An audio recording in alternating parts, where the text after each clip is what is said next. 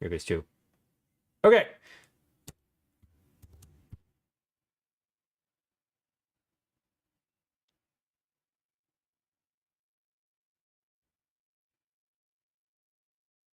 Hello. Welcome in. This is a cooking live stream. It's nice to have you. Today, on this here cooking live stream, we're going to be making beet cookies. That's cookies out of beets, specifically red beets. We're working on a new recipe. This is version 3. We're going to see how it goes. We're also going to make quesadillas for dinner. The quesadillas are going to have ground turkey and onion and pepper and cheese and tortilla shells. I don't know what size, whatever's in the fridge. I forget what's in the fridge, but I know we have some type of flat tortilla in there that needs to get used up. This is going to be a use it up meal. If you are joining us for the first time, it's nice to have you. My name's Lou. I'm a recipe developer and tester. I'm a parent. I live in Philadelphia. My pronouns are he, they, and I am very happy that you're watching, that you're here.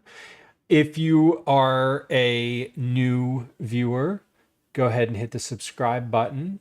If you're watching live and you want to chat, you have to be subscribed for 5 minutes on YouTube in order to be able to do that. So you might as well just hit subscribe now. And when you have something to say, we'll be ready to hear it.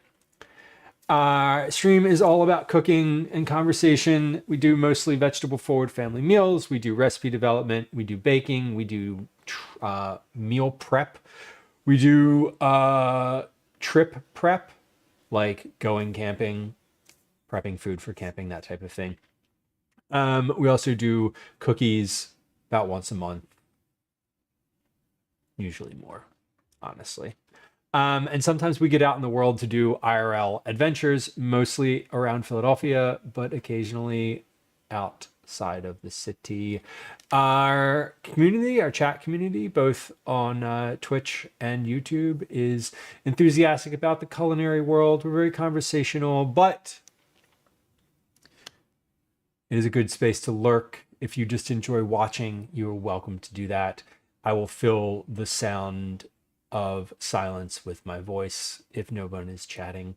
If you are on YouTube and you are watching the horizontal stream, that is the one that is wide and not vertical. On the horizontal stream, you'll notice that down here in the corner is a chat window. There's a lot of chats down there. So if you're wondering, like, what is this person responding to? We have chat on both Twitch and YouTube, and they come up on the screen right here. If you're on the vertical stream on YouTube, there is no Twitch chat yet. There's no combined chat view yet. That is on the developmental roadmap for the stream. So anyway, welcome in. If you're watching on YouTube, thank you so much. Please subscribe to the channel. And if you're watching live, please hit the like button because that helps the stream get to other viewers while we are live. So I appreciate you. And if you're watching on Twitch, hey, there's a link to YouTube right there in chat. You can go subscribe there. That'd be great. Thanks. Anyway, we're gonna make beet cookies today. So, Tundrella, I hope your soup making adventures today are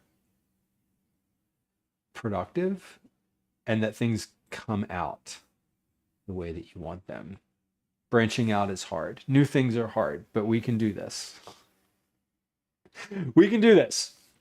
You can do this. I'm going to make cookies today. I'm not making soup. Okay, so here's the recipe that I have for the beet cookies. This is my written recipe.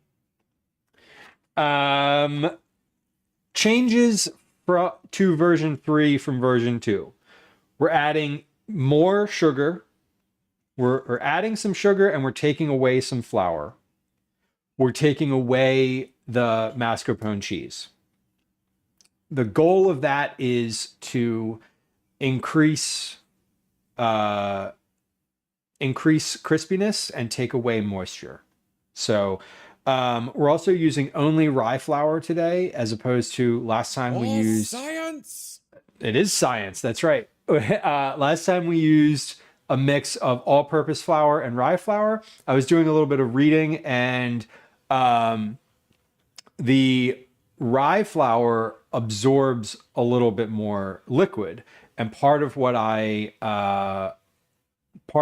my critique of the last version of these cookies was that they were cake-like and soft, very soft, and a little bit moist. So I want to try to reduce that. So we're going to try this with rye flour today. And I'm going to... the other thing is that I'm also using slightly colder ingredients, which I know is a bit of it's a small thing, but the first 2 times I made this, I roasted the beets the same day and put the pureed beets in with the rest of the batter, so in with the butter, specifically the butter, while it was still warm, which meant that it melted the butter a little bit and reduced some of the aeration that happens when you whip the butter and the sugar. So I am using cold pureed beets. And we're cooking them a little bit longer at a higher temperature. The goal today is a little bit crisper and a little less moist. That's it. Those are our 2 goals. So step number 1 in our recipe: prepare the beets, roast them, skin them, cool to room temperature. We've already done that, so we're good. Make the dough. Sift together the flour, baking powder, and salt and set aside. In the bowl of a stand mixer, cream together the sugar and the butter on high until light and fluffy, 4 to 5 minutes. Add the egg, add the beet puree, vanilla extract, orange extract, and salt, and mix until well combined. Stir the dry ingredients into the wet mixture until just combined. Okay, so let's get our flours together, or our dry ingredients together first. Then we're going to mix in the mixer.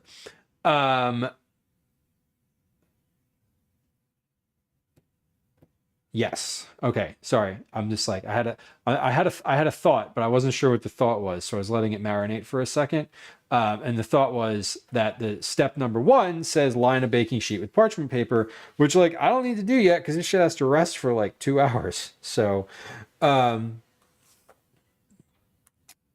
not going to do that. We're gonna move that direction down here. There we go. Okay.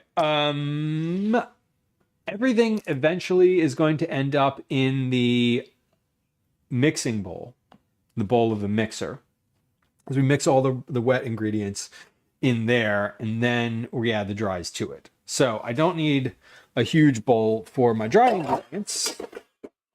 I just need a bowl.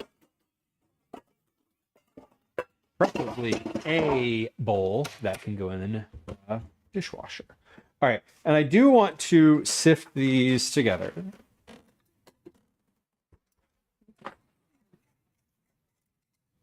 I'm using rye flour here because it is for the flavor, essentially just for the flavor. Where is my scale? Gwen has been using the scale for the kitten. It's upstairs. One moment. I need to go. I'm guessing that she took the kitchen scale literally upstairs where the kitten is. If she took it to work with her, I'm going to be very upset. I hope she did not. Where is the scale? There it is. Okay.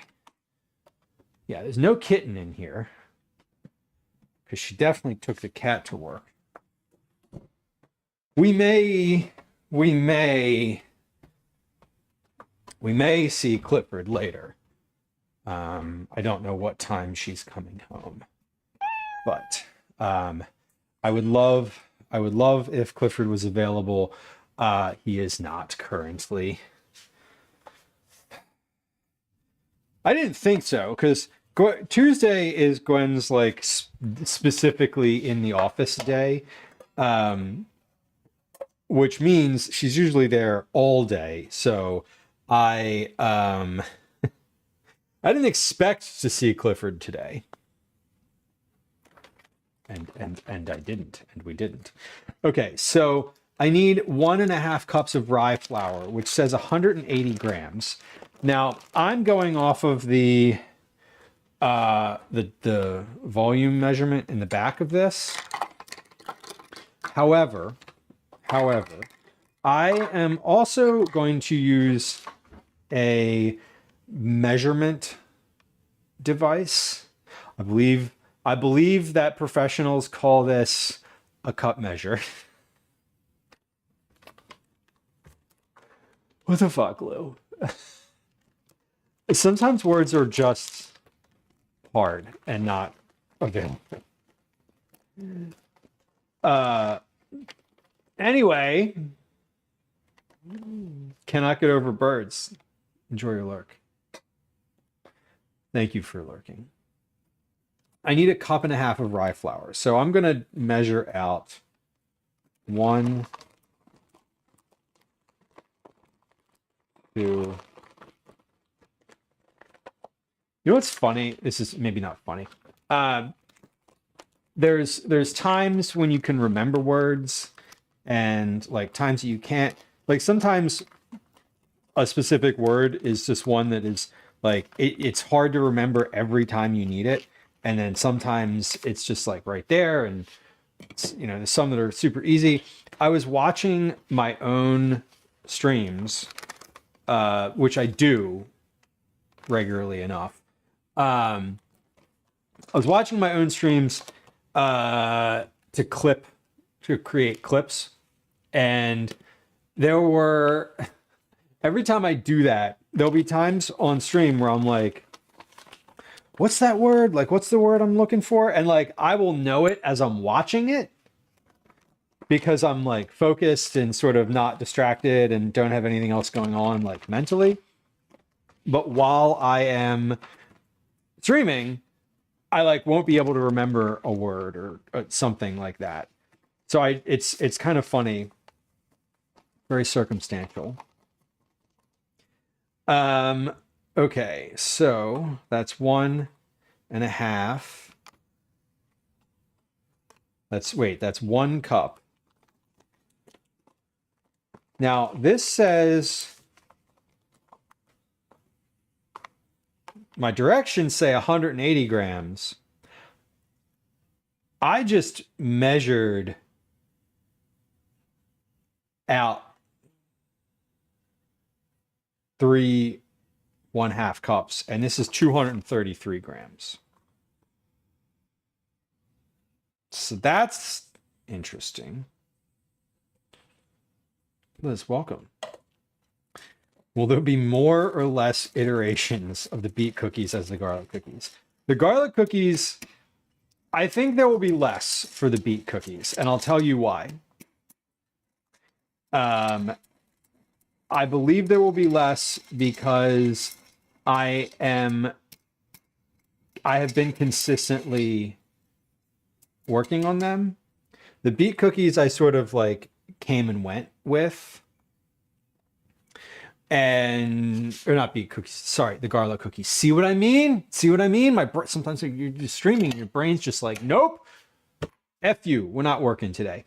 I'm measuring this again. I'm literally gonna measure this one more time because I'm like, it says on the back of the bag 3, 6, 9 that 1/4 cup is 30 grams. So 3, 6, 9, 12, that's 120. 30, 40, 50, 60, 70, 80. That's 1.5 cups. Should be 180 grams. Yeah, 9, the clip compilation thing, I just do it so that I just do it because it's good habit. I don't actually do much with them. I don't have like a channel trailer or anything at the moment. See, that's 196. And I have this much left over in here. Did I accidentally measure 2 cups worth of flour? I don't know. Something was weird about that one. Anyway, you know what I'm gonna do? I'm gonna go with the weight from the bag. I'm gonna take some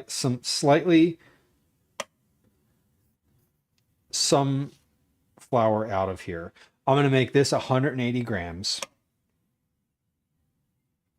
because that's what the bag weight says. And I want to be able to do this by weight. So we're gonna do 180 because that is what the bag says is a cup and a half. Anyway, and welcome in. Hello, happy Tuesday. Yeah, Nine. I would like to make a channel trailer too. And you know what? I've been really struggling. I've been trying. I have somebody that I asked to do some editing. I like agreed to pay them for it, like, and I struggle with the like that interaction, the interaction between like editor and me, and like I'm the roadblock in that. I'm 100% the one who's the roadblock.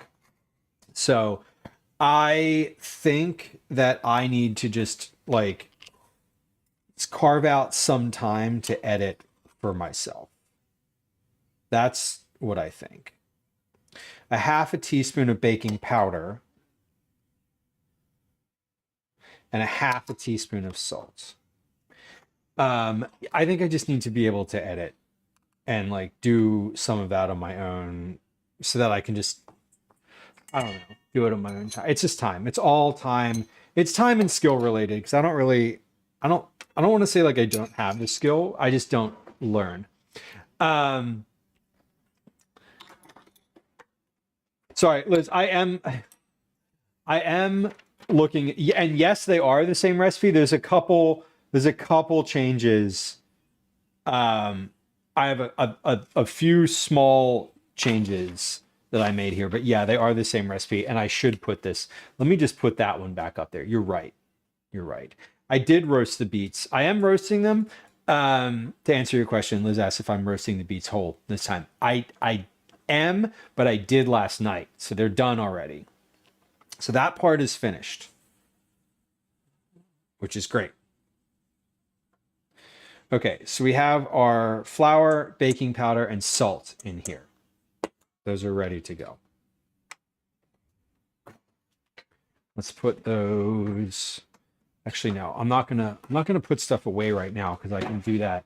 I can do that in the interim, as it were. Okay. In a bowl of a stand mixer, cream together the sugar and butter until light and fluffy. 4 to 5 minutes. 4 to 5 minutes. So let's do that.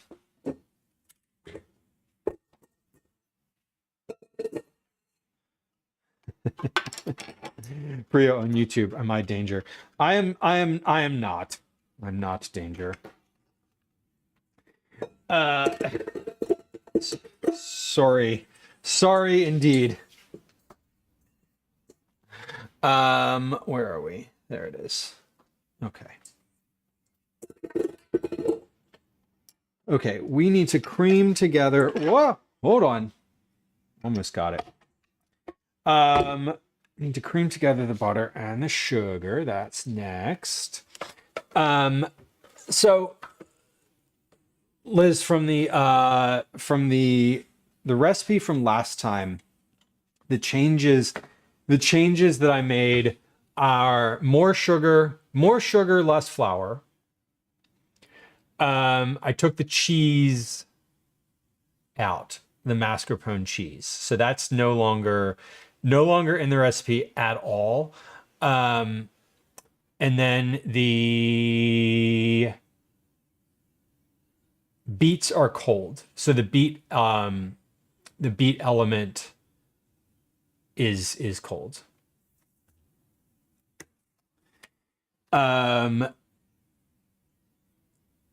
because it's already been roasted. I roasted them last night. Okay. Sugar and butter. Okay, how much sugar? 1 3/4 of a cup of granulated sugar. So we adding a 1/4 cup of sugar to this, and then we are adding, yeah, a quarter. We took a 1/4 cup of flour out, and I'm adding a 1/4 cup in of sugar.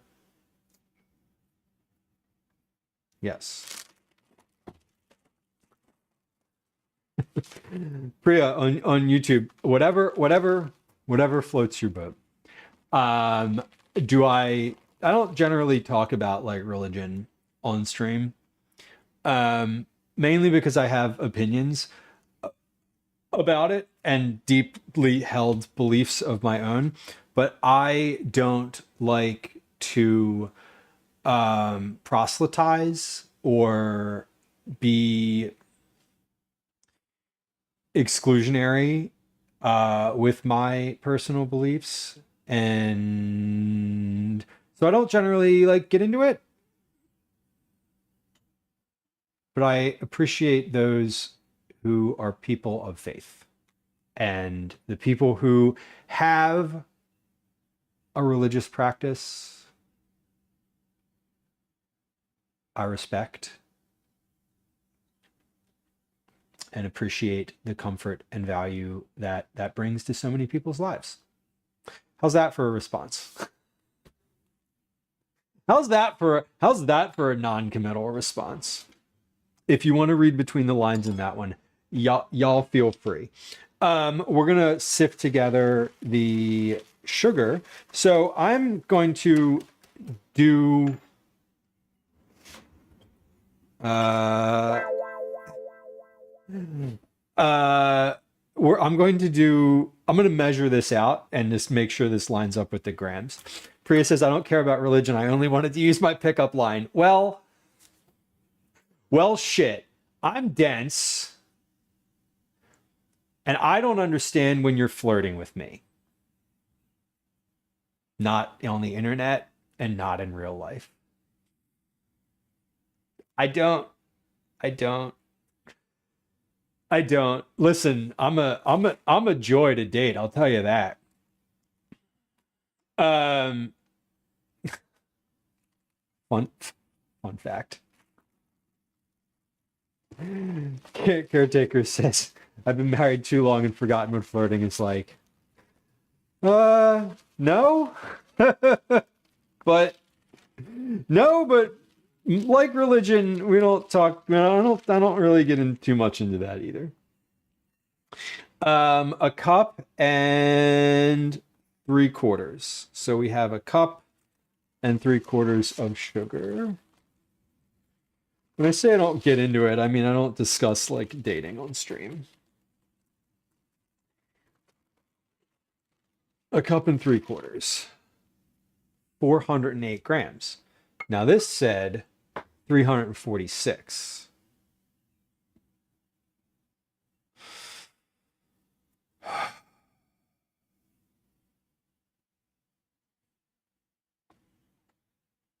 going to measure twice. I'm measuring twice. I've been measuring by weight. So let's do it this way. I have a half cup measure here. We're going to measure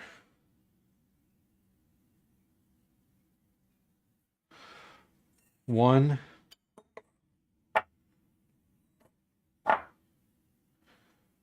2, that's 1 cup. 3, this is a cup and a half. And then this is a 1/4 cup. So I think I just over measured. 373, 346. Fuck. What the? Okay, hold on. I did this I did this by weight last time. I need to do this by weight again. So I did 268 grams of sugar last time. 268. We're doing math.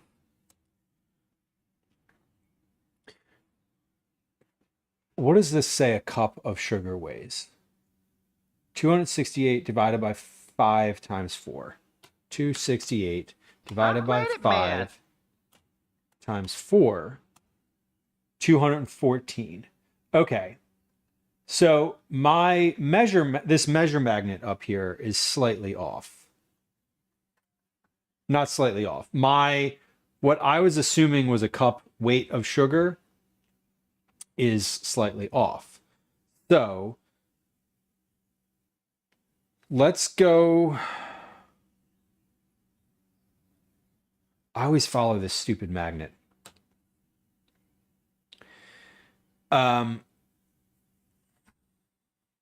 Let's try something. Hold on, not try something. I'm looking. I want to double check here. 1 cup sugar grams. 1 cup of granulated white sugar typically weighs 200 grams. Cups to grams conversion. Is 1 cup of sugar 200 grams? 1 cup of sugar is about 200 grams. King Arthur baking ingredient weight chart. This is what we want to say.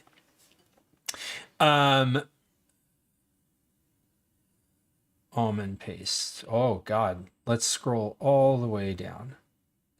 See, ready to bake. Should go away. Pop up. I'm looking for GRA. Oh no, maybe I have to scroll to S. Sugar, granulated, white, 198 grams. That's okay. That's what I always use. 198.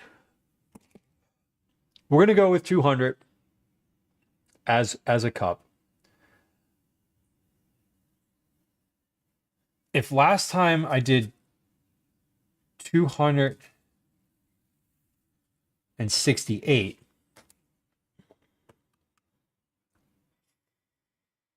that's a cup and a quarter, roughly a cup and a quarter. So like just, I know that it's 18 grams difference. I know that it's 18 grams difference. So that is about accurate. So if I did 2 3/4 cups, I would want, or 1 3/4 cups. I would want 200. 300 is a cup and a half. 350 is 1 3/4. I have written down 346. So I'm going to write down 350 grams. And that actually lines up with the increase that I wanted to make from the last time. Because I did this by weight last time. I made the recipe by weight. I don't know what the cup measure that I actually put in last time was, but I put in 268 grams of sugar.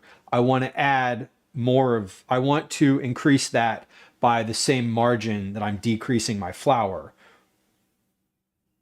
So let's do that. And we're measuring the flour. I measured the flour based on the weight on the bag. So I'm measuring the sugar based on the weight that is the common understanding of how much plain granulated white sugar weighs. Okay, we did it. 350 grams of granulated sugar in this version of the recipe. That will equate to the same increase or the same decrease that I made in the flour. Okay, sorry.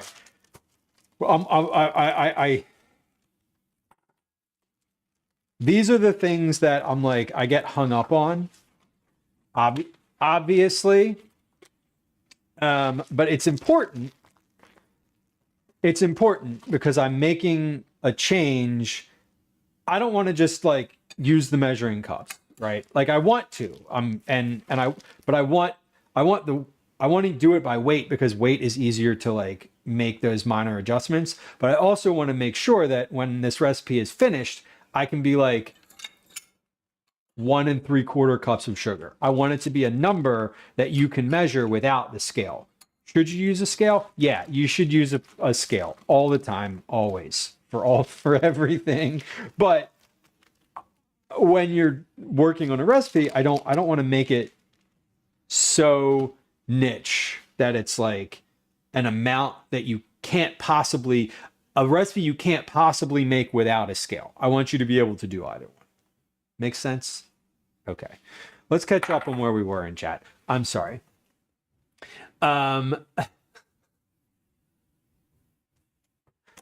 Compound butter with garlic and thyme, Raven says, with a side of homemade mashed potatoes. Oh, yeah. Lumpy mashed potatoes without giant chunks. That's like the sweet spot. Habanero cheddar bacon cornbread. Yes, please. Why don't you feed me? That sounds great. That sounds kind of amazing. Priya, I'm glad you're here. I hope you enjoy stream. A little about me. I don't understand when people are flirting with me and I don't get jokes. So there's a joke command joke. You can put that in chat. If you are indeed joking and want me to know that you're joking, you're going to need to use the joke command. Or hang around in chat often enough that I like know there's folks that have been hanging out in chat for years, and I can mostly know when they're joking, but sometimes I don't. Sometimes I genuinely don't. A cup of butter. So that's 2 sticks of butter. Correct? Correct. Fudge darling, we did it. We did do it. We did some math. We did some math there, and the math was good. I'm great at math. Yay. Okay, so we are doing a cup of butter, which is 2 sticks. And we're going to put this on the mixer for 4 to 5 minutes. Let's start my timer. There we go. I'm great at math. Okay, now we can bump this up. Also, Raven, hello. I don't think I said hi. I just like read your chat and then carried on. Do I want a fun history fact? Yes. Yes, I do. Okay, we got the dry ingredients together. We're creaming together the sugar and the butter. Then we need to add the egg. 1 egg. 1 egg. And the beet puree is going to come in later. Yeah, the beet puree is going to come in a little bit, but I need to be able to have I need to put that somewhere else in my recipe. I can't forget to add the beet. I'm not going to forget to add the beet puree because they're beet cookies, and if they're not red at the end, I'm going to be like, what's wrong? Anyway, fellas, welcome back. Priya on YouTube says, why can't I see the other chats? That's a great question. The reason that you can't see the other chats is that those chats are coming from the Twitch platform. So on the stream, on the horizontal stream on YouTube, so you're watching on the vertical stream. On the vertical stream, I have not yet added the chat like window. On the horizontal stream on YouTube, whether you're watching on your phone or on the like a big screen, laptop, desktop, TV. On the bottom down here, there are basically, if you're on the vertical stream, like on the horizontal stream right over here, there are chat messages that come up on this for the broadcast itself, but mostly the chat is on Twitch. I see all of them. I have not yet incorporated the chat onto the vertical stream of YouTube. If there was a chat that was incorporated on YouTube on the vertical stream, Priya, can I ask you a question about that? I'm going to ask anyway. Where should it go? I was thinking like a little vertical line that just scrolls right here.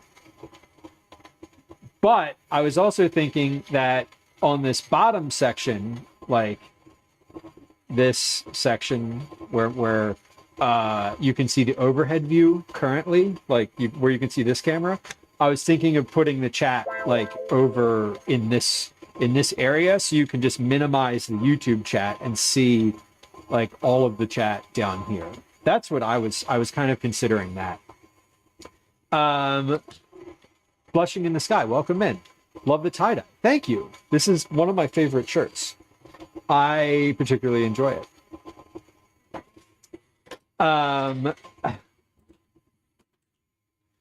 Liz says, I'm not the person to ask. I've never been a fan of the chat on the screen. I don't love having the chat persistent on the screen. I keep it down here on the horizontal stream.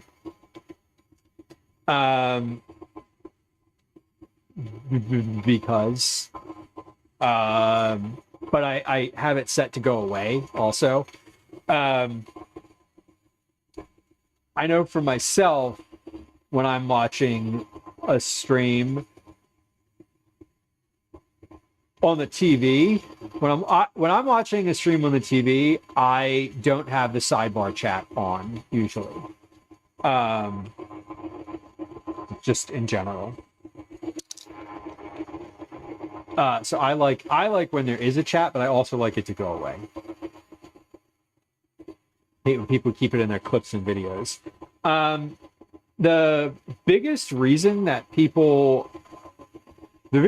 I've heard that people have chat on screen like it is here is that when you create that occasionally clips are going to be based on clips will be based on something that someone said in chat, and that it makes it easier to like include that as part of the like short form content thing. I just have it on there. I put it on there for general like accessibility purposes. I mainly put it on there when I started multi-streaming on YouTube so that people could, on YouTube, horizontal streams could see what was being said. So, this is looking good. I'm going to give this another like minute or so, and then we'll keep moving with this. I'm just scraping down the sides and getting it going.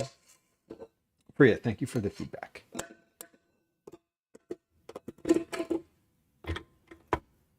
Okay. Give that basically about 1 more minute or so. Raven says, here's a fact. In World War II, they had a tank that then took out the main turret and had decided it was a great idea to put a flamethrower instead of the main turret. It shot over 30 yards and had 1,000 gallons of fuel. That sounds destructive and definitely like something I don't want to encounter IRL.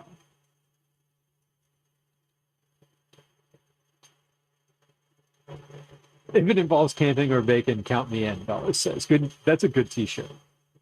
I like that. Sounds accurate. That sounds like it's very Lord Bellows coded, honestly. Um, don't wear any good clothing around the fire pit because of stray embers. Right. Right. That tracks. It's funny. I can empathize with the like having little burn holes all over everything. I wear a lot of wool clothing while I'm camping so that it doesn't like burn my coat.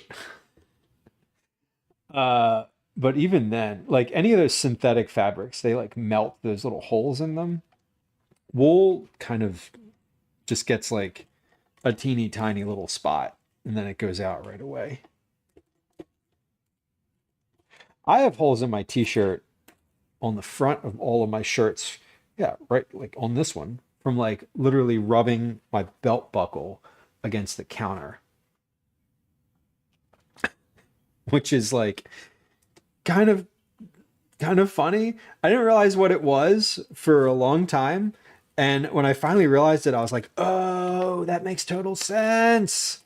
And now like I can't unknow that bit of information. Okay, we are to the adding more things to the bowl. Sita, welcome in. Baking and camping sounds like a good shirt. They sound like good. Not only good shirt, just like good actual things. Hey, whoever just tipped $10, thank you. I appreciate you. That is generous. Thank you very much. Someone anonymously sent a $10 tip. We love tips. Tips are the most direct way to support a content creator because 100% of the tips that you send get kept, which is awesome. That's not true of subscriptions or bits or memberships on YouTube. It just is true of tips, which is great.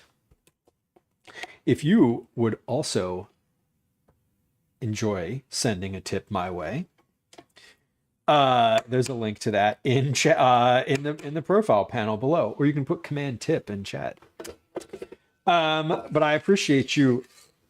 I appreciate whoever sent that in, and I appreciate the folks who are watching, who've never given a dime, because you don't need to subscribe to watch the channel. You don't need to contribute anything. I do like when you hit the follow button though. That's super cool. Although follows are silent, and I'm not gonna like call you out or say anything when people follow. Follows are completely anonymous. So if you are enjoying what you're seeing, go ahead and hit the follow button on Twitch. Subscriptions are also anonymous on YouTube. Okay, add the egg and mix on low until incorporated. Add the egg. We've added one egg. Actually, the most direct way to support the most direct way to support me is to send cash in an envelope to the PO box. But like that's a bit of a stretch. No one's ever done that. Raven said, "What if I fly over and make the food I said before for you and your family?" Also welcome. Private chef services always welcomed. Okay, egg is incorporated. Done. Add the beet puree, vanilla extract, orange extract, and salt. Oh, I already added the salt to the dry ingredients. Okay. When we add the beet puree, I also need to add the honey because I did not add the honey to the beet puree when I made it because I wasn't measuring it out. I just made beet puree. So in my original recipe, or in the recipe here, it says to add the honey when you're doing the food processor aspect of the beet puree. I did not, so I need to do that here as well.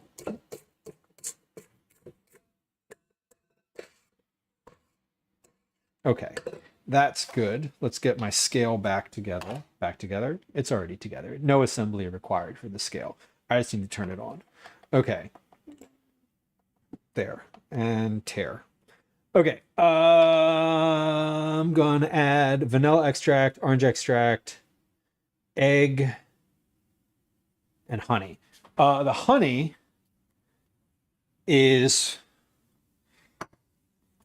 84 grams worth of honey.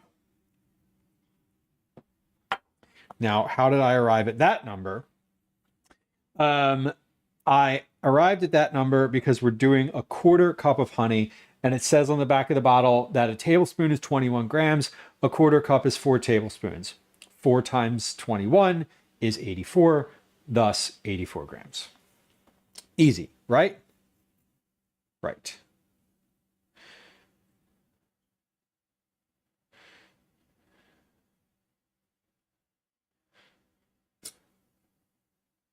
$81, $82, $83, $84. Okay, 84 grams. We did it. Yay. I'm also going to consolidate. I have this old jar of honey. This is older jar. This has been sitting on the stove for a little while because it was very solid. Consolidating that jar into this jar. I'm not using it in here because it's hot now, and I don't want to put like hot ingredients in with melted butter, or not melted butter, in with butter that's been creamed together, because I don't want it to melt. So just point of fact as to why I didn't use it. Okay, we're adding a teaspoon of vanilla extract. A teaspoon of vanilla extract and a teaspoon of orange extract. This is orange. This is orange. It is orange. It's actually clear, but it is definitely orange extract. It smells like orange extract. Y'all, I ate 5 oranges yesterday, which was a lot of oranges.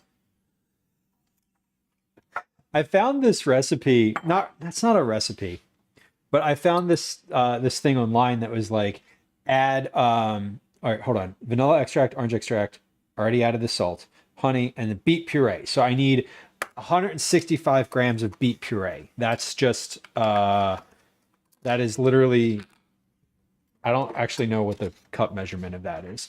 3/4 of a cup, 165 grams. We measured this already.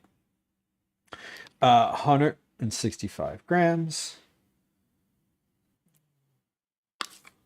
which should be most of this container. I think this container was 190 grams. 30, 45, 63, 66. Okay. Close enough. All right, let's get that mixed in. Let's get that mixed in.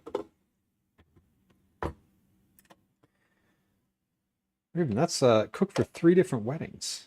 Do you have a specialty?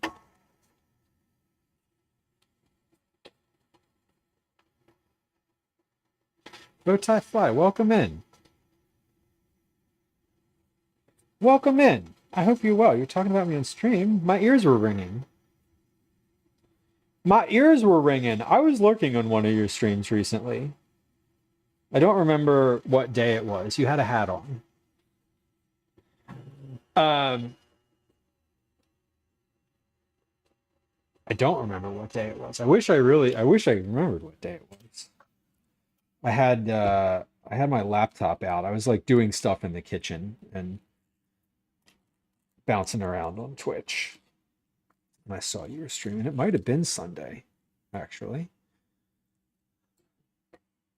But welcome in. Good to see you.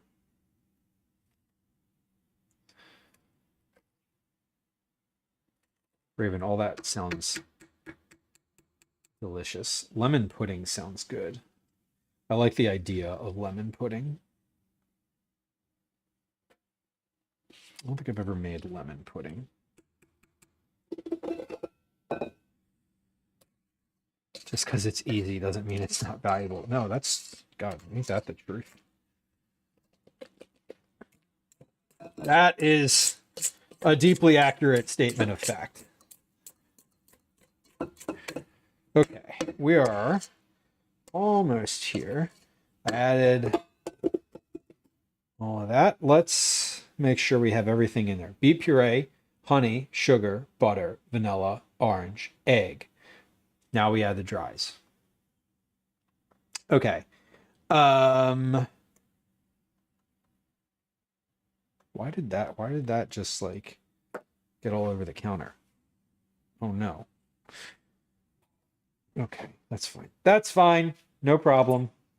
Let's not get that on my. Why do I do this? Do y'all do this where you like you wipe something up and then the thing I do this with my coffee mug all the time. There'll be like little coffee rings on the counter and I'll be like, why is my coffee mug like why are there all these coffee rings? Well, it's because I didn't wipe the bottom of the mug and I can't like and I keep doing this.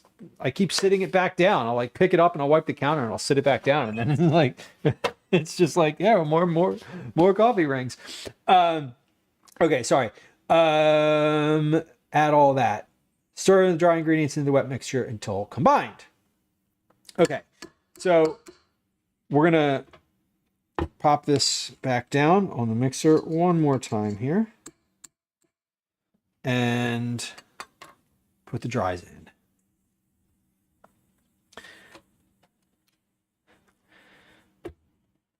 That's awesome. You know what? I am coming up on my 4-year stream anniversary. That is kind of wild, I think. That was a long time ago. It feels like a long time ago. It actually feels like both a long time ago and very recently. And very recently. Somehow both. This is quite pink birds. It is we do not have a recipe for this cookie yet. I cannot link you to a recipe because the only place this recipe exists is right here. Well, I mean it exists in my Google Drive. It exists as a Google Drive document. But it is not like a published recipe. I'm working on it. I'm making it up, developing it as we say, on as we go. So this is the third version of this dough. And this version is actually looking really good. Compared to the other first two batches, this one is definitely drier and a bit less sticky. So I'm hopeful. I'm scraping the bowl. Scraping the bottom of the bowl here. Just making sure that I've got all of my dry, that everything is fully incorporated. And it is for the most part.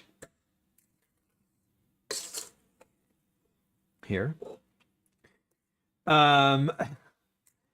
He uses Cookie Club members as guinea pigs. Often, well, to be fair, I haven't sent out a cookie recipe that I have made up for Cookie Club yet.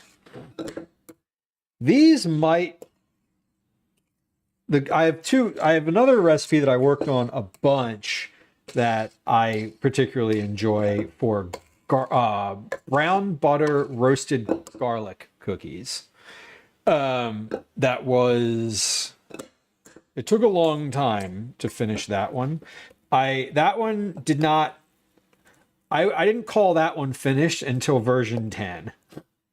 So we tested that after the 10th iteration of that recipe. I was like, okay, this is good, and I feel like I feel like this one's ready. I gave it to I only gave it to the final version. I've only given it to one person. Um, I gave it to my dad because he asked for it. Because he watches stream and has seen me working on it and was like, and I'd made them for him, for he and his partner. So he was like, "Can I have that recipe when you're done?" And I was like, "Yeah," but I haven't done anything else with it. I haven't pitched it anywhere either. Okay, so here's what we're gonna do. This is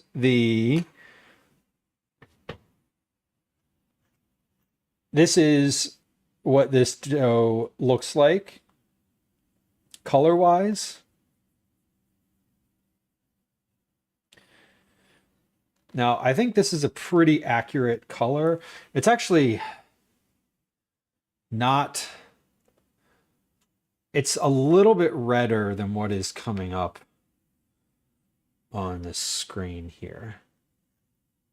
Hold on. Oh, I didn't realize I could change the white balance of my main camera. Wow. Wow. I didn't know I had that power. Yeah, this view might be a little. Now, see, even this. Let's see. Yeah, I like can't get this to be the right color.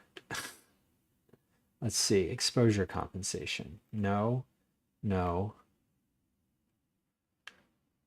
No, I literally this is somehow oops, sorry. It's redder than this. It literally is redder than it looks like on screen. Okay, so here's what we're gonna do with this.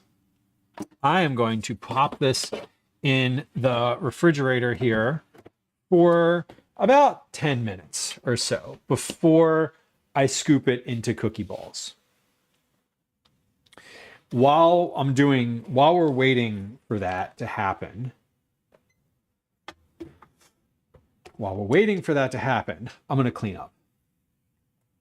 I don't want to start something new yet because I'm still, basically this dough needs to rest, or is going to need to rest for maybe an hour and a half, somewhere between an hour and a half and 2 hours. While the dough is resting, I'm going to get my dinner stuff together. So that is the next step here. But I'm going to clean up my counter because I have a lot of stuff out. We're going to clean up the counter, and then I'm going to make my recipe notes. I'm going to like finish the notes that I want to add to what I did specifically for this recipe, or for this version of the recipe. I'm trying not to change too many things. I think what I'm doing is with this one specifically, my goal is drier and crisp and like crisper. These have had, for the first two versions, they've had a very cake-like consistency. Version 2, I added more sugar and took some flour out. Version 3, I did the same thing again. I added even more sugar and took a little bit more flour out. So version 1 of this recipe had 2¼ cups of flour. I am now down to 1½ cups of flour. Version 1 of this recipe had 1 cup of sugar. Version 3 has 1¾ cups of sugar. So we're balanced. I'm trying to tip the balance. I've kept the same amount of honey. I've kept the same amount of beet puree. I've kept the same amount of butter, the same amount of egg, vanilla, and orange. The only change that I've made other than the sugar and the flour is the amount of baking powder. I also took the amount of baking powder down by half because I didn't want them to rise as much. And then for this version, I'm taking I chilled I chilled the beet puree. So notes here. Skin the roasted beets in a food processor. Puree the beets until smooth. No honey in the food processor. Cool to at least room temperature. Make the dough. Sift the flour and baking soda and salt. Set aside. In the bowl of a stand mixer, cream together the sugar and butter on high until light and fluffy. 5 minutes. Add the egg and mix it low until incorporated. Add the beet puree, honey, vanilla, orange, vanilla, and orange extract. We added the salt earlier. Mix on medium until well combined. Stir dry ingredients into the wet mixture until combined. Then we are resting in fridge 10 to 15 minutes until slightly firmer. Okay. Birds, enjoy the rest of your day. Thank you for hanging out today. I appreciate you. I hope you have a lovely one. Happy Tuesday. Bowtie Fly says, man, 4 years seems like yesterday. 4 years does seem like yesterday, especially given the fact that all of my like graphics, like my stream graphics, are all the same. I've made changes though. They used to move. The graphics used to move. They look visually similar to day one of stream. However, they take up a lot less GPU processing now. They're less of a load on my computer. That's one of those things that has I've just chipped away little by little. When I want to add something new to the stream, I have to change something that exists. That's basically how it goes at this point. Basically, that is how it goes, because every time I change something, every time I want to add something to the stream, if I want to add like videos or anything, especially anything that has to do with like using a browser, overlays, that kind of thing, this chat window that's down here now, more resources, more computer resources. So it's funny because 4 years ago, the stream layout looked very similar, but like every single thing on the back end has changed since then. Every camera's different. I'm not using any of the same cameras. I'm not using this. I did not have a stream deck at all when I started. Now I've had, these are my second and third stream decks. When I started, I did not have lights. Now I have some lights. So like visually things are a little different. Quality is better. Layout is the same. All right, we're just putting things away. That's what we're doing right now while we're waiting just a few minutes for that to like cool down slightly in the fridge. I don't need it to be, I'm not resting it at this point. Resting is not what we're doing. All I'm doing right now is trying to make sure that my dough is slightly firmer. That's it. Like literally no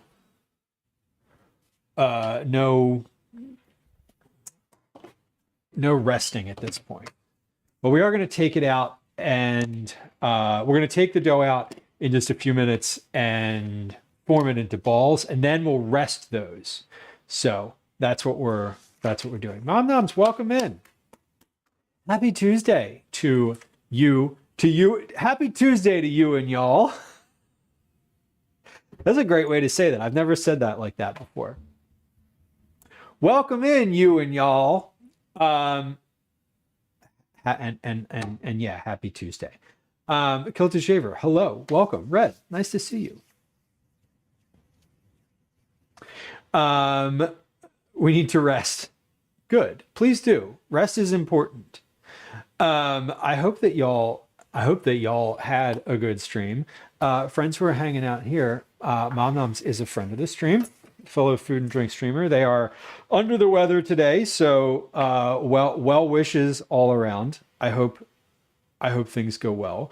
Was today an intensive stream of some in some way? I say intensive, meaning taxing. Or was it? Or did you take it easy today? I hope you took it easy. I should not have streamed because I threw up before, and I still did the stream. Hey, that's good. At least it didn't happen during. I hope you get a good. I hope you get a good rest out of it. Definitely get rest. That was one of the things. I was sick 2 weeks ago. Last week was my first week kind of back. And there was like one of the weeks I was sick, I was like, or the second week I was sick, I was like, I'm going to stream and it'll be fine. And then I was like, I cannot function. So I hope your recovery is quick and straightforward. You're doing charity streams on Tuesdays. Gotcha. Okay. That's cool. Oh, you got a Johnson knife? Do you love it? I love his knives. He has I really enjoy his stream. His is one of those streams that I watch and I'm like if I had time for more hobbies. I'm glad you like it. Well, welcome in. Friends who are hanging out here. Mom Noms is a fellow food and drink streamer. They're a friend of the stream.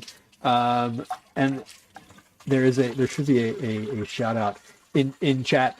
Or there was a shout out in chat. I hope you went to follow. Thank you for this shout out to John as well. So if he is a really interesting, really fascinating stream. So many cameras. Talk about taxing your computer with cameras. John's got like a lot of them. I don't know how many cameras he actually has. I think he has like 5 or 6. John makes knives. Mom Noms cooks and does food history on stream. So there's a lovely synergy. Anyway, friends who joined us, welcome in. It's nice to have you. My name's Lou. This is a food stream. We do about 80% of our streaming is from this kitchen. I'm a home cook. I am a recipe developer. I live in Philadelphia. My pronouns are he, they, and I'm really happy to have y'all come through. Welcome in. First order of business, follows are silent. So if you're new to the stream and you're not sure what to expect, but you want to follow, but you don't want me to be like making a big deal out of it, don't worry. I won't. If you hit the follow button, there's no sounds, there's no alerts, there's no chat messages, and I'm not going to like call you out for it or say hi or literally do anything. Our stream is very conversational, but again, lurking is totally appreciated. We have a very chatty community, and you can get me off topic pretty easily. So feel free to try. Today we're making beet cookies. Let me show you what that dough looks like. It's been in the refrigerator now for about 10 minutes. I just wanted to cool it down just enough. Actually, pause. I'm not going to show you what that dough looks like yet, because I'm going to get my tray together so that I can roll out these cookies and put them back in the refrigerator. And I want to do that first while I am letting the dough stay in the fridge. I'm pressing this sheet pan against the counter because my oven is on and it's been preheating, and the sheet pans live under the oven and it's warm.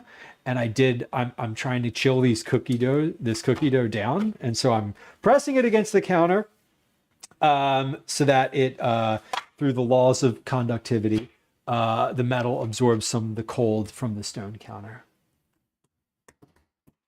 Mom says I thought I was weird for having 4 cameras. It's well, I know that the more cameras you have, the better GPU you need in your computer. So I would love to have another camera or two for this stream. I own more cameras because I've changed cameras and I've had different ones throughout the years. But one, I don't think my computer could handle it, and two, I don't have any more USB ports. I literally don't have any more USB ports. Yeah, no, I have no USB. I have 0 open USB ports on this computer. Every single one of them is in use. I have all my USB ports on the computer used, and then I have a Stream Deck that has the thing with the ports in the back, which is also completely used. What even do I have plugged in? This camera, that camera, that camera. I have a teleprompter. I have 2 Stream Decks. My microphone is plugged in via USB. Oh yeah, and I have the Stream Decks daisy chained together too. Of course. Okay, this is the dough. So we have a nice Beet cookie dough. It looks like this, except it is redder in real life. Like the camera is just not doing it justice. Really, truly not giving it the flair that it deserves. Okay, we're gonna roll out cookie balls, about 35 grams each. So we're going to use my gloves. It's pinkish purple. It's a little less red than it was, I think, last time. I don't know. Raven, I would certainly have folks cook for me. I am not opposed to that idea. I mean, it sounds kind of nice to me. So let's see. 35-gram balls. Can I roll this yet?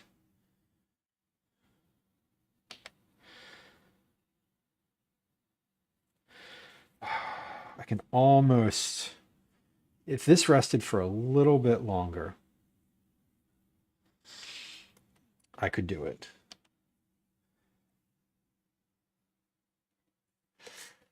I think, yeah, that's 34. I think I'm just going to go ahead and use the scoop. And let's see. No, I am going to do this with a spoon because what I really want is consistency. And I love a cookie scoop. That's not true. I don't love a cookie scoop. History shows that I do not love a cookie scoop. Sarah, it does look red-ish. It is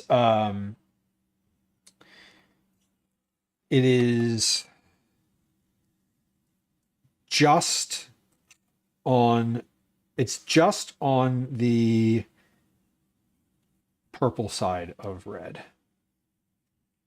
Fuchsia. That's a good color.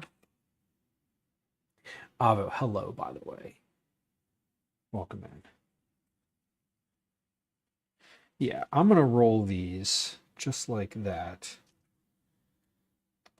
And we're going to measure these with a spoon so I can get consistently sized.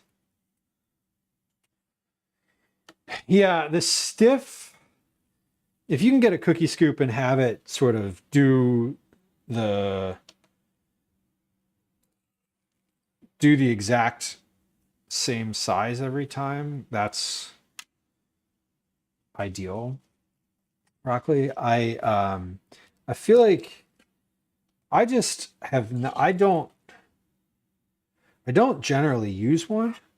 So um I feel honestly, I feel like I don't know like the best way to use one, which is probably kind of a wild thing to say because they're not complicated. But I mean, like, I don't know. Am I supposed to like level it at the end? Is it supposed to be just like a generous scoop? I guess I'm just not quite sure uh how, because basically it'll be like this is a 2 tablespoon scoop. And yeah, I know that I could measure 2 tablespoons and see where that lands in the scoop once or twice, and then I would know. I've just never done that. You level it. Okay. Because I know when I see people using them in bakeries or etc., they're just scooping. They're not then leveling it off at the end.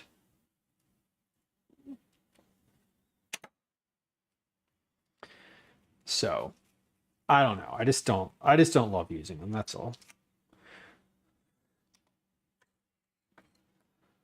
So we're just doing this.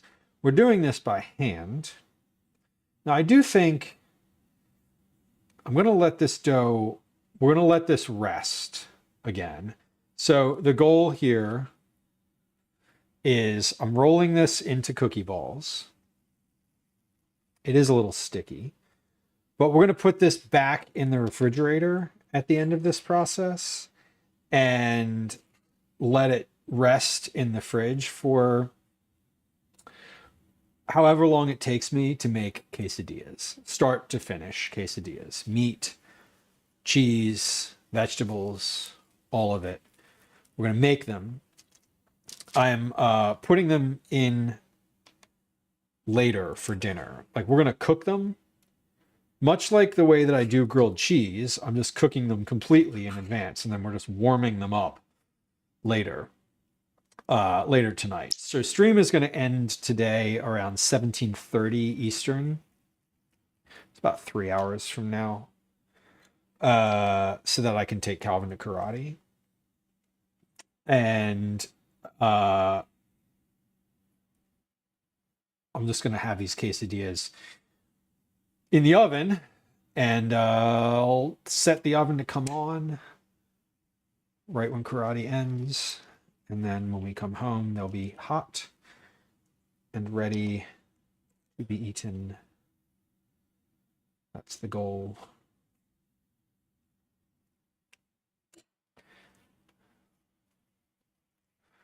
So these all look real good.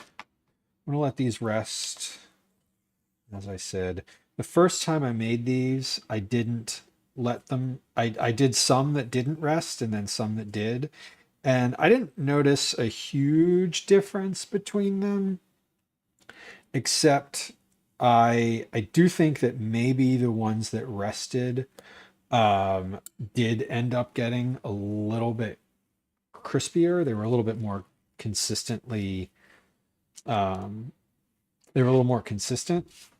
So I think resting them is probably the way to go.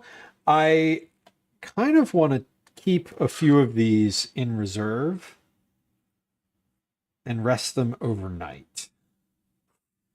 So why don't I actually do that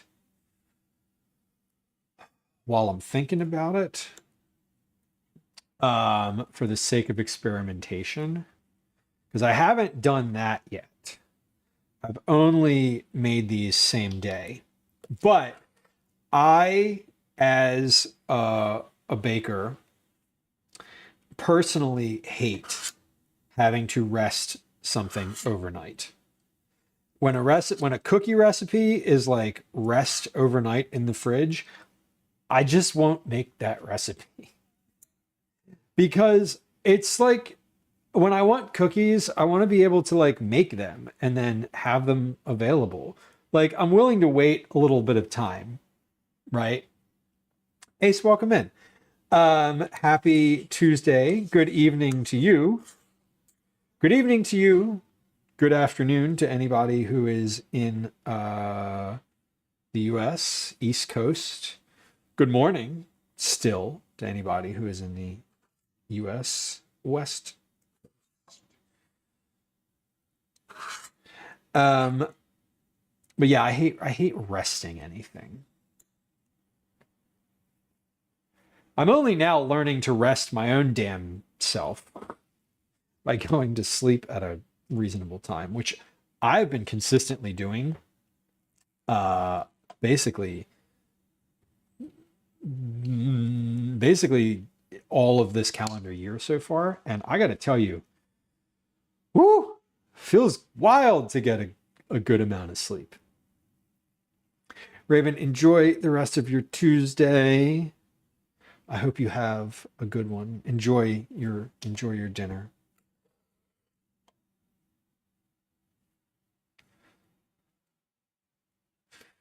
Ace says, what do they taste like? Well, they taste like beets. They definitely taste like beets. And yes, these are beetroot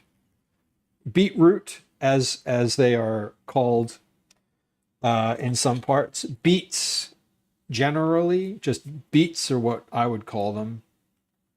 But yeah, beetroot, exactly that. So I roasted them last night. I put them in a food processor, and then I chilled the puree in the refrigerator overnight. And so this has actual like beetroot puree in it. They are only beetroot puree. There's no powder in here. There's no beet powder. So you can get beet. You can get like a dried beet powder, which I have in the pantry, but I want to use like actual beets. That was the goal. So these cookies were inspired by a friend of the stream, Joystick Nick specifically, who came into chat one day and was like, do you, I think I was making cookies. I might have been making cookies on stream. And they were like, do you have any recipes for beets? Do you have any like beet cookie recipes? And I think they said it as a joke, but as established earlier, I don't really get jokes. So I was like, no, I don't, but like you can probably find one on the internet. And then we looked on the internet, and there were a few, and they weren't really that exciting, if I'm being honest. And I was like, let's make one of these. Like, let's make up a cookie, and we'll figure out how to make a beet cookie. So that's what we're doing. Quite literally. DJ Harley, welcome in. It's good to see you. Happy Tuesday.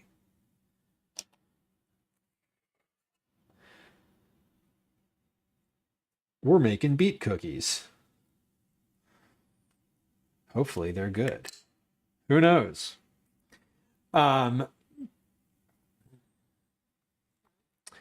Pickled beetroot. Now I like pickles.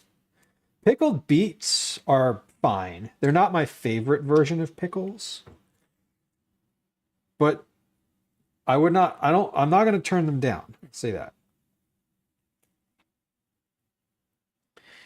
Broccoli says, my favorite cookies are crunchy and involve so many dried blueberries you can smell them from across the room. Hell yeah. Dried blueberries. I love dried blueberries. Dried blueberries are like, they're such a treat because they're interchangeable with raisins, and they're so much better than raisins.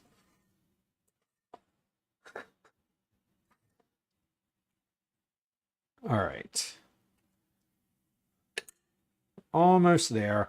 I'm making room on this tray because I don't want to have a second tray. I don't want to have to do a second tray here. So I'm kind of just pushing some of these around a little bit. I'm not baking them on this tray, so all they're doing is resting here. So that's fine. All right, so I got two more cookies. One here, and then about one more in the bowl. Maybe. Probably a little less than one, but that's okay. Okay. Might be exactly one.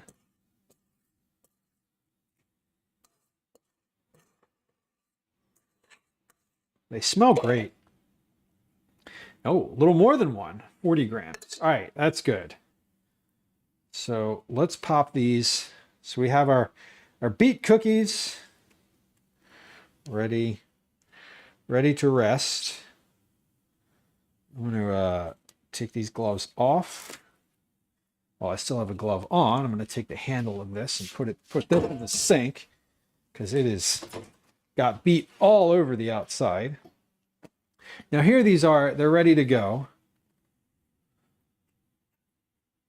They're looking all right. 35 grams worth of cookie balls ready to go in the fridge. So we are going to put these in the fridge. Then we're going to completely change what we're doing and get dinner together. Before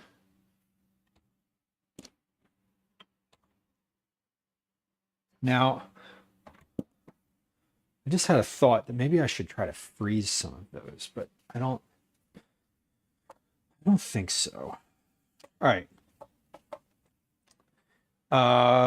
Let's wipe down the counter again. Before we get started on the quesadillas, I am going to take a quick break. We're going to triage the dishes in the sink. During that time, let me set a timer, a count up timer here. Okay, count up timer. So I'd like to be able at 2:30, 3:30, 4:30. I'd like to get these rested for maybe an hour and a half. So let me actually just set a timer for an hour and 30 minutes. Because that would put us starting to bake these at 4 p.m. I need to be finished stream at about 5 p.m. The oven's on and they're ready to go. So like once we start the baking, we're just going to start. Like it's not, from the moment I get started on the baking process, it's going to be 11 minutes afterward. So I'm not super pressed for time here. So we can take it a little easy, I think, on the quesadillas. And when I say take it easy, what I mean is like I'm not rushing to finish those. It says if you have beetroot in a salad, which is where we mostly have them, it will be pickled. Okay. I don't think I would. Have I had pickled beets in a salad? Mostly if I'm getting a salad and it has beets in it, it's going to have roasted beets. Because those, they'll be roasted and like chopped up into cubes. That's pretty common. Broccoli says I'll pickle cucumbers, zucumbers, zucchini, and yellow summer squash. A zucumber, not a thing. But cukes and zooks, my brain was just like, whoop, whoop. Let's go that way instead. Anyway, I will eat all of that. I didn't like pickles as a child. Even as like a young adult, I didn't like pickles. Pickles are one of those things that I decided that I was going to train myself to like.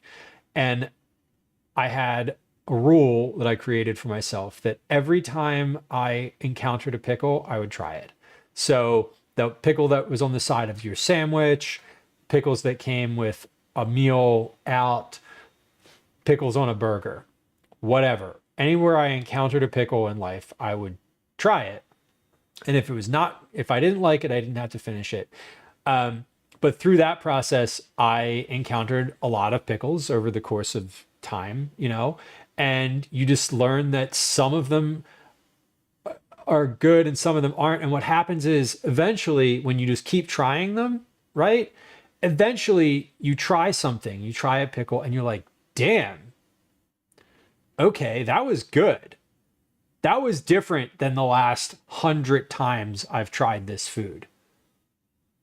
And that's the moment when you're like, oh, okay, now I kind of know a little bit about what I like. I can articulate, I like a pickle that is crisp, for example. The ones that come on the side of your sandwich that are like mushy with the seeds all kind of falling out and they're like super limp, they're not that great. And that's what you encounter mostly. So, when you find a good one, you're like, oh shit, okay, now I get it. And that sort of unlocks the okay, I understand I understand the other end of the spectrum. We're like, this is good. But it takes a while. It takes trying it over and over and over. And it takes not liking something and dealing with the discomfort of like trying a thing that you don't like over and over. But you can figure out what version of the thing you like best and then go from there. Now I eat any pickle I encounter, even the crappy ones. Whatever. Cyber says zoocumbers are a thing. They can definitely cross-pollinate. They're pretty not tasty though. I'm just imagining like the version of which aspect of the cucumber do I want? Like zucchinis are firmer, which I love. I don't know. I've never had a grilled cucumber though. The zucchilo. What is the zucchilo? What is the zucchilo combined with? Cold packed pickles are much better for that reason. Oh, because they don't have hot vinegar poured over them and to make them soft. Okay. See, I'm learning. I didn't even think about that. Here, you want to know how my brain works? I just remembered that like an hour ago, someone in chat was like, is that a microphone on your hat? Yes, it is. Command mic. And or something like that. There's some command that's like that responds and is like it's a microphone. It might be like command what's on your hat.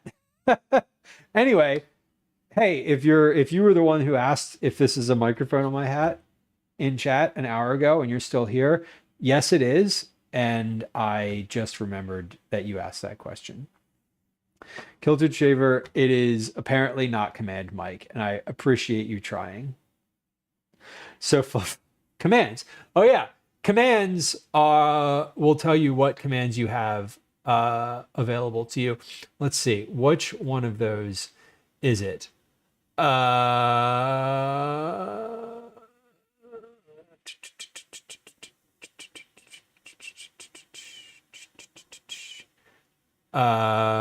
don't know. I don't think it's in there.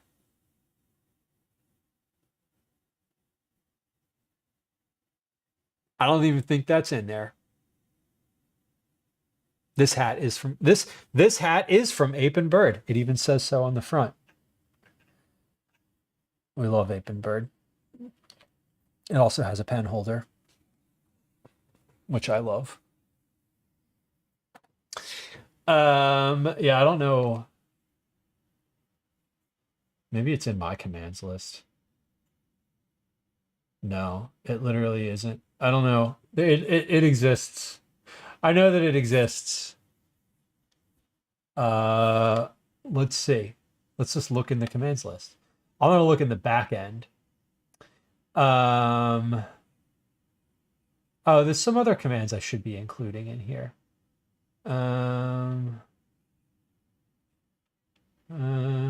Counters, no. No. Hot wiener, no, that's already in there. Merch, no. Mummer, no.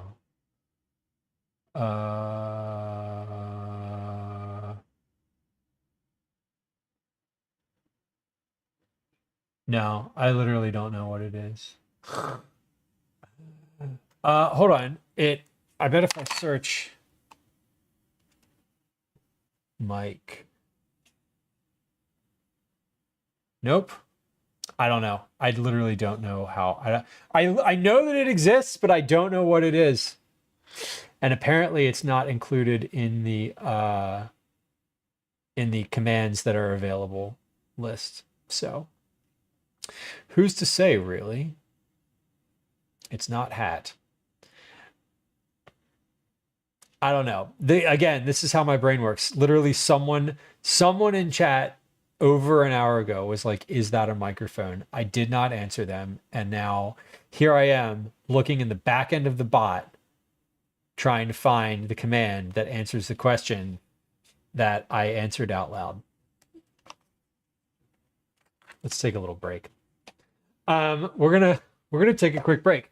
I'm gonna triage the dishes in the sink while that's happening, meaning I'm going to take the dishes from the sink and put most of them in the dishwasher. We're gonna run a game of Words on Stream during that time. If you're on Twitch, you can participate in Words on Stream. It's exciting. You'll love it, I promise. While Words on Stream runs, we're gonna run a 3-minute ad on Twitch. If you are not interested in listening to the sounds of an ad happening, then you can hop over to YouTube. There's a link to that in the Twitch chat. If you're already on YouTube,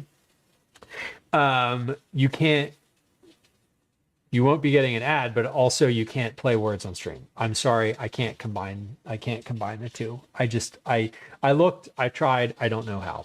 And by I don't know how, I mean it's not possible.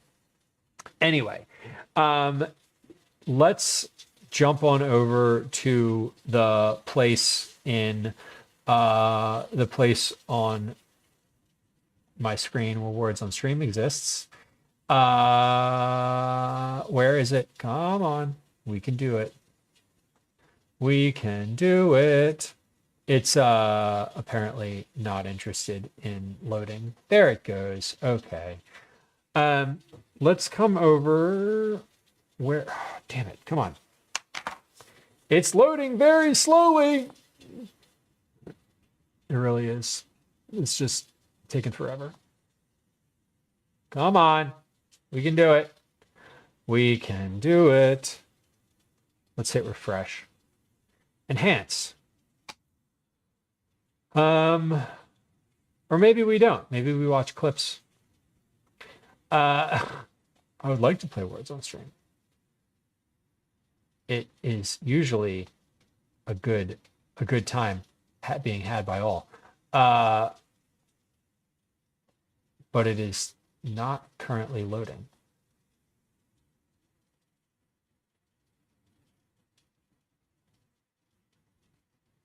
I know my internet's not down because I'm live.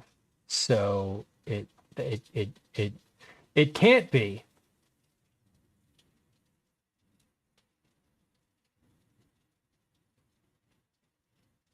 Oh, SoFluff, maybe that's the one. Maybe it really is just on Discord. I knew it was somewhere. I know it's somewhere. Okay, we're gonna try this one more time, and if I can't figure it out, then we're just gonna go to oh, there it goes. Hey, look at that. All we needed to do was hit refresh 27 times. Okay. Let's come over to the sink for a second. We're going to take a quick break. We're going to run a game of Words on Stream, and we'll be back here momentarily. Here comes a game of Words on Stream. 3, 2, 1. Oh, come on! Come on! Fight me! Why is it not? Hold on. We got this.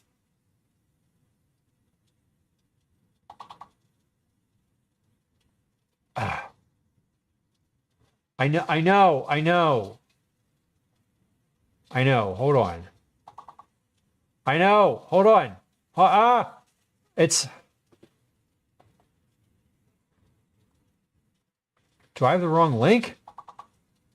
No.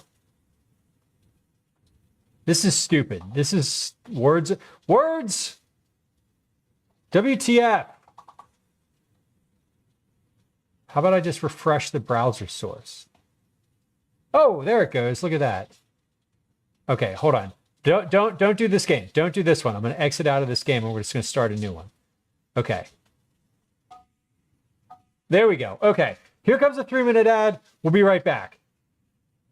All right. It should work. Hi. Okay. Welcome to another edition of Commercials I Hate. God damn. Ah! I love the like the hair on fire dumpster emote. That's like, that is accurate. So you've had other technical difficulties. There's been other technical difficulties today. I can't imagine why. It's definitely,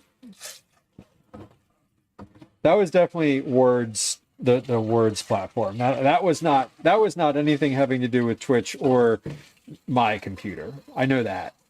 It might have been my computer, but that was a Words wasn't loading.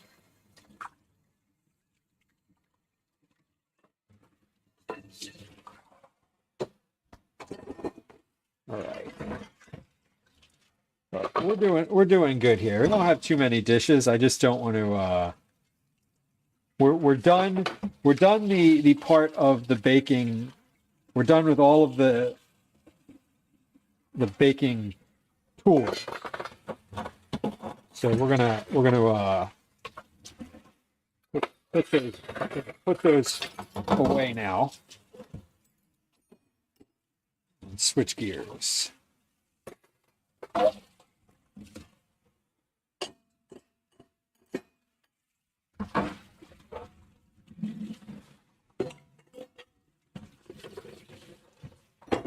Okay.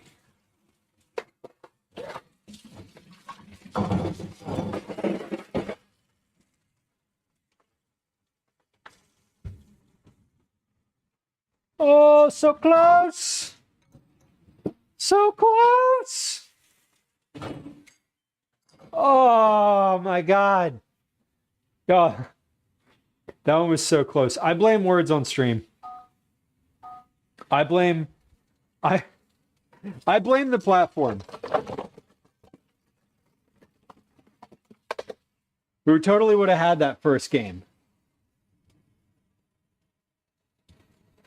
Totally would have had that first one if it had loaded. I know. I know.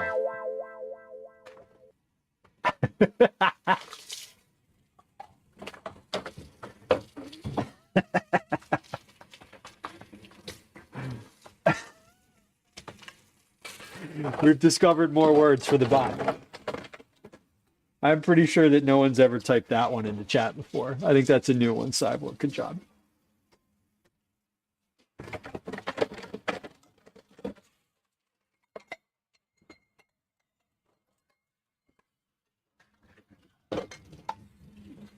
I'm Cyber. I'm positive that has never been, that the bot has never responded to that one before. Hey, thank you for your patience on Twitch. I appreciate it. I know that no one likes the ads, not truly. And so if you are still hanging around, thank you. If you were like, hey, F this guy for running ads, and you left, well, F you. How's that? Trying to make this dough. You know what I'm saying? Trying to get that bread. If you don't like the ads, hit the subscribe button. You can also use your Prime sub here, or you do Twitch Turbo. But honestly, subscribing directly is the best. The best. We're finishing a Game of Words on stream here. I am doing a few dishes, and then we're going to come back in just a moment here and make some quesadillas. which I didn't know was what we were going to have for dinner tonight until I was at Reading Terminal today. And I was like, what the fuck am I going to make for dinner? And then I decided to have quesadillas. I decided that that's what we would have today. Because I remembered that we had a bunch of, or remember that I had a bunch of tortillas, either tortillas or taco shells. I don't recall. And you know what? It doesn't matter. Because either one is fine. I remember that I had a bunch of those in the refrigerator. So that's what we're going to make today. Okay. So my cookie dough has been in here, is in the fridge. It's chilling. It's been in there for 18 minutes. Not that long. Quesadillas. What are we going to do? What am I even making? I kind of don't know what I'm putting in here. Okay, so make cookie dough. Rest dough. Roll cookies. We did that. Rest cookies. That's in progress.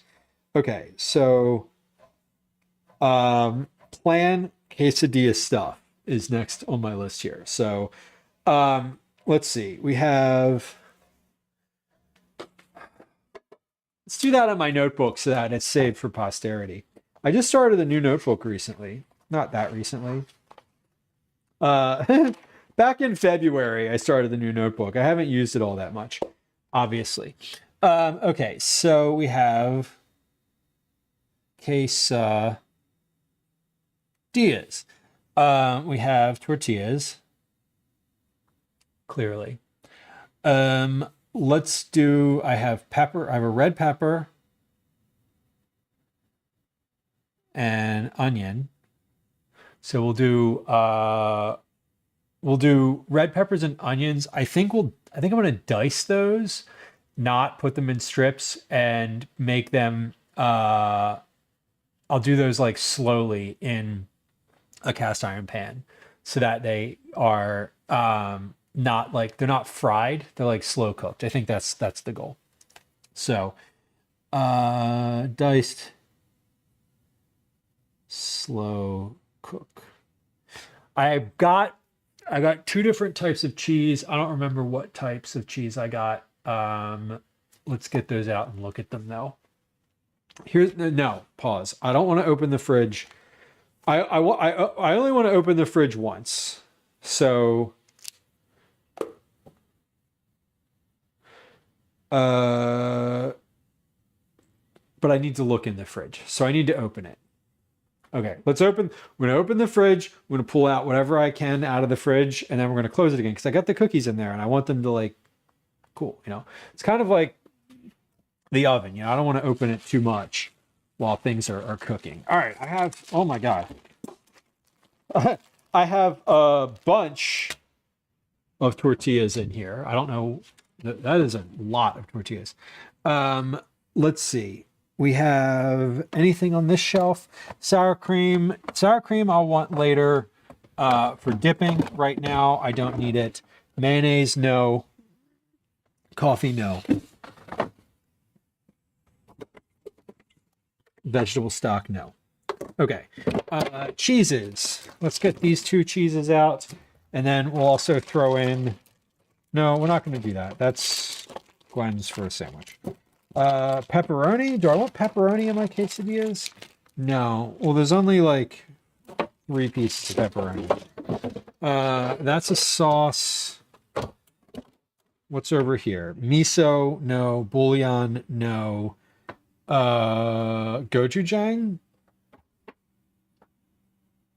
No. No? Maybe. Let's get my meat out. So I got chicken. I got ground chicken today, which is I was gonna get sausage. I didn't get sausage. I was like, I just need a meat. I need a protein to go in here. And I was like, I'll just get like ground chicken instead of, because I don't I don't love ground beef. I don't love beef in general. I don't really eat it. I didn't want to get sausage because I was like, I have all these other things that I can put in here. I don't need like the seasoning from the sausage. So I ended up just getting ground chicken, like plain ground chicken. And so we need to season that, but we'll get to that in a few minutes. Okay, from this drawer, I want a little bit of parsley. Okay, I bought more parsley today. So that's going to get either used up or put into the stock bin. I have some chives that I got at the farmer's market this weekend. So get some chives out. Spinach, hell yeah. We got like just a tiny little bit of spinach left in this box, so I'll throw that in with the meat and that'll just reduce down to nothing. Anything in this drawer? I have avocado, but Calvin's been eating that for breakfast, so let's keep that for him. I think that's going to be it for the refrigerator, except for, do I want to put any of this stuff in my chicken? No, I think we're just going to do a little bit of dry spices in the chicken. I have a bunch of hot sauce in here. Sriracha. I have sambal oelek. I could put a little sambal in there. That might be tasty.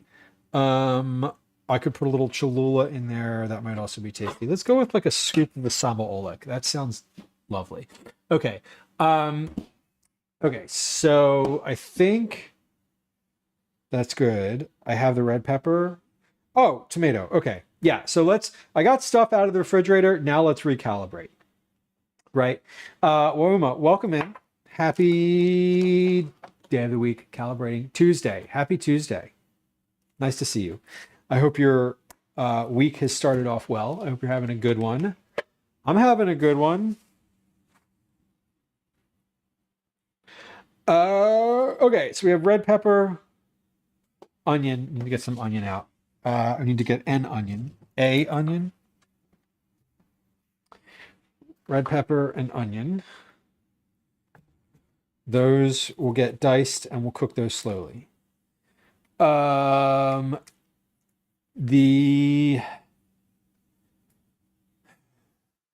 have ground chicken. I will mix in the spinach with that.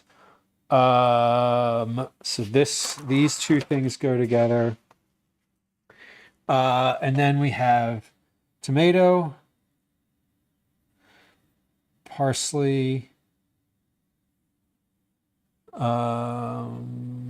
chive. Those need to get cut up but not cooked. And that's good. So we're good. That'll be all right. And then the two cheeses I have are smoked hot pepper cheese, yum, and Munster. Two melty varieties of cheese. First thing, let's slice up these tomatoes and let's slice up the tomato and onion. Let's prep. We're going to prep all the vegetables that need to get prepped. That's what we'll do first. Then we'll put the tomato, or not the tomato, the onion and pepper in a cast iron pan. And we'll let those just cook low and slow until they are soft but not burned. Okay. Looking good. Looking good. All right. I think I missed something up here. For drawing, we have a glut of tortillas in the house today. That's why I'm making these. They take a while to go bad, like, which is good. Which is beneficial, I should say. Because they're one of those things that, like, I do buy and I'll be like, oh shit, I didn't like, I definitely didn't need that. Which is true. In this case, bought them. I bought what I thought was yeah. Basically, Gwen was like, "Can you get some quesadillas?" One of Gwen's foods that she enjoys, like her like a drop the knife. One of the foods that Gwen is like a go-to like quick thing out of the fridge that she'll make for herself occasionally is tortilla with hummus and spinach and falafel, like the falafel that you just toss in the oven for like 10 minutes. Like the easy falafel, frozen falafel balls, which are like wonderful. Those we had recently. We had that for dinner, I think, on Sunday. We still have all these tortillas left, so we're gonna work through them for a little bit. That's the goal. Y'all, we haven't seen the cats on stream in like weeks. I don't know where they are right now. I saw them when I came home from Reading Terminal, but like literally I haven't seen them since then. When Gwen's not home, they're like not around. They nap. They're like napping today. And she's at work. She's at her office right now. So they are just completely absent, which is kind of funny. Daisy's also not around today. I wonder if they're all locked. I wonder if they're all like accidentally locked in a room in the house. If they were all locked in a room, I would know. Because especially Daisy, she would be like literally banging at the door.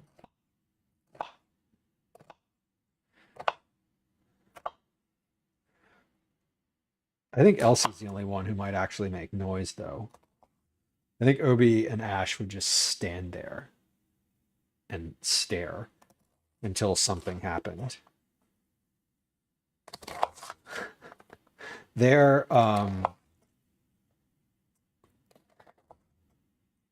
somewhere though. I did see them when I walked in. Like I know that they're in the house. I know they're here.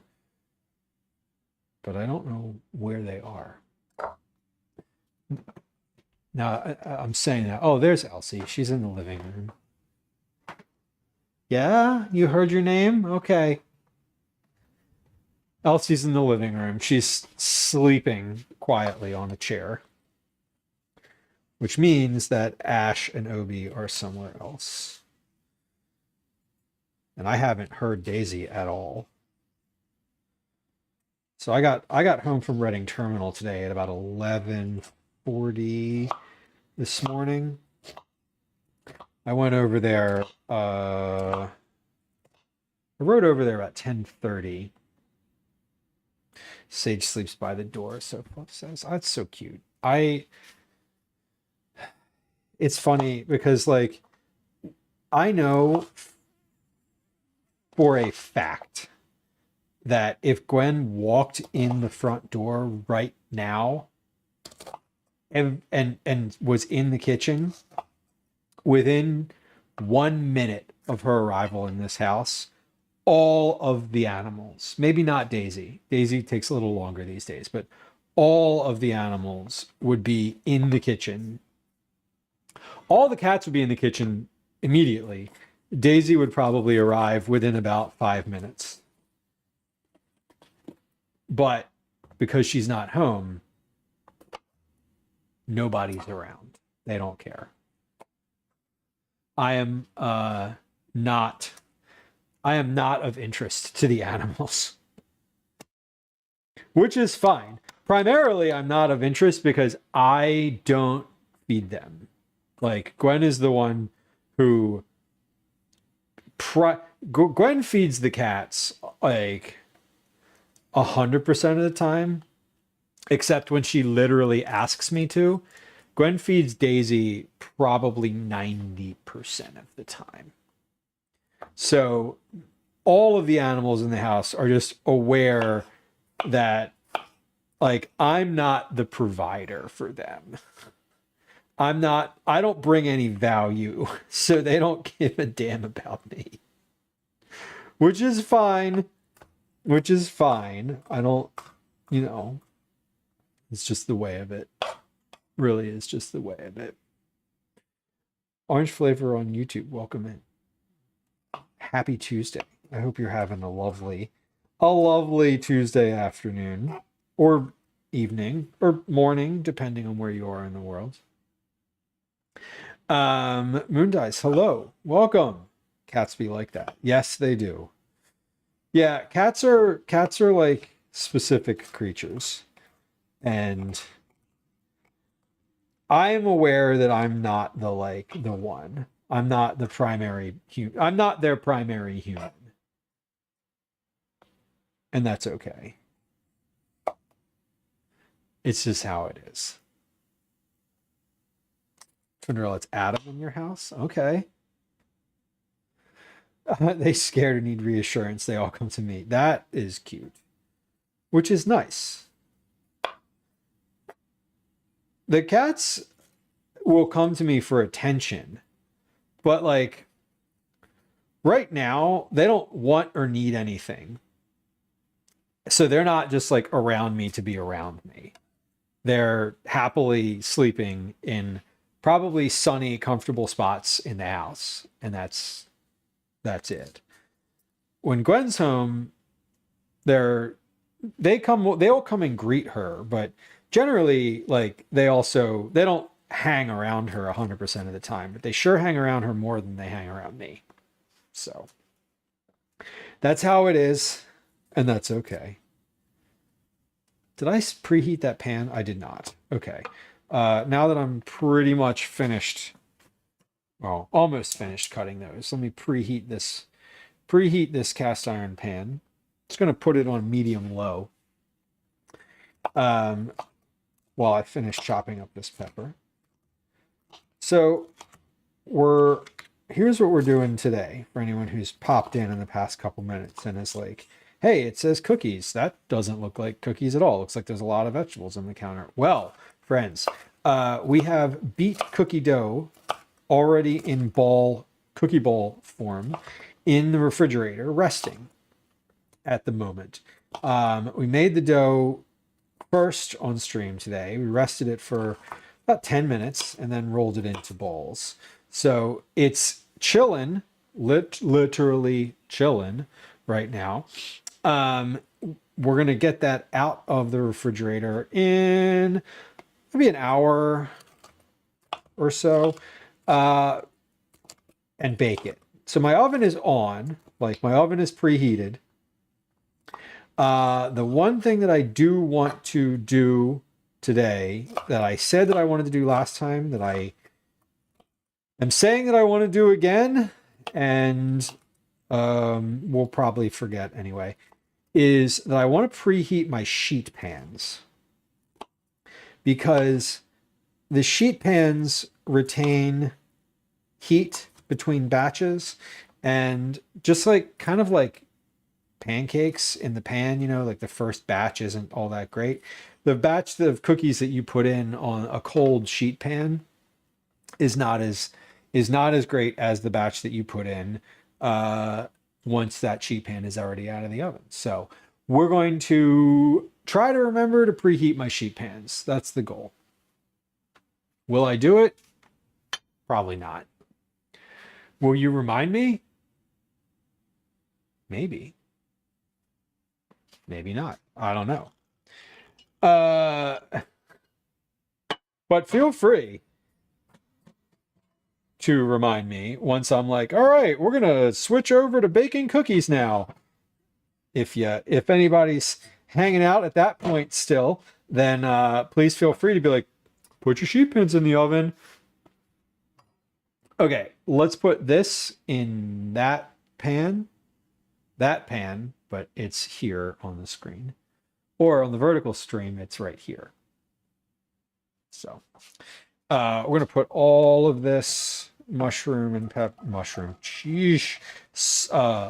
onion and pepper in here. Give this a little shake to get it started. And we're going to let that go now for, we're going to let that go until we assemble the quesadillas. I'm going to turn the heat up a little bit, but we're going to get everything moving in that pan. The second pan, Mike says, always has that crisp bottom. Yeah, exactly. And that's like, that's what I want. I want a sheet. I want the sheet pans to be warm before I get started, so that I've got that first batch will come out better.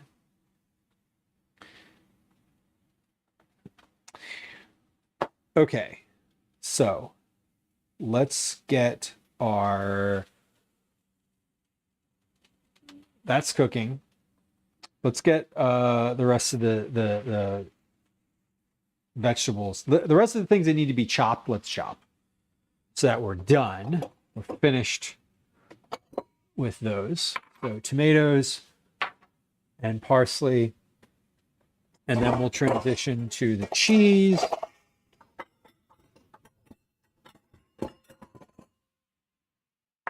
In that bowl to do the cheese, we're going to need a colander.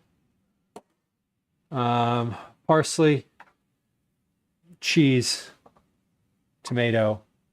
Meat is fine in the bowl that it's in, and then once the meat is done, transfer it to this bowl. And green onions. Okay. All the little bowls are out for everything I need. Will I remember which thing goes to which bowl? Probably not, but that's okay. Okay. Like I said, let's get the rest of these vegetables chopped up. We'll do the green onions first, and then green onions, then parsley, then tomatoes. Because the tomatoes are juicy and will be leave my cutting board a bit wet. All right, Not and Getty, welcome in. Happy Tuesday. Good to see you. I hope your Tuesday has been a good one, is a good one. Either continues to be a good one, gets better, or ends soon. Or ends when you need it to. I'm putting a little salt, or pepper and salt on these vegetables here. We're just seasoning everything. Season as you go. Season as you go, and season everything that can be just a little bit. Them's the rules. I don't make the rules. I just follow them. All right, so green onions, or chives, I guess. These are chives.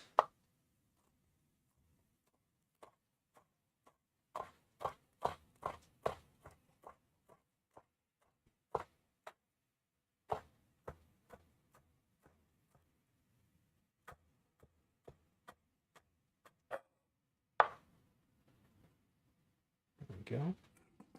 Did the music that I had playing stop playing? No, it didn't stop playing. It's just between songs. Got it.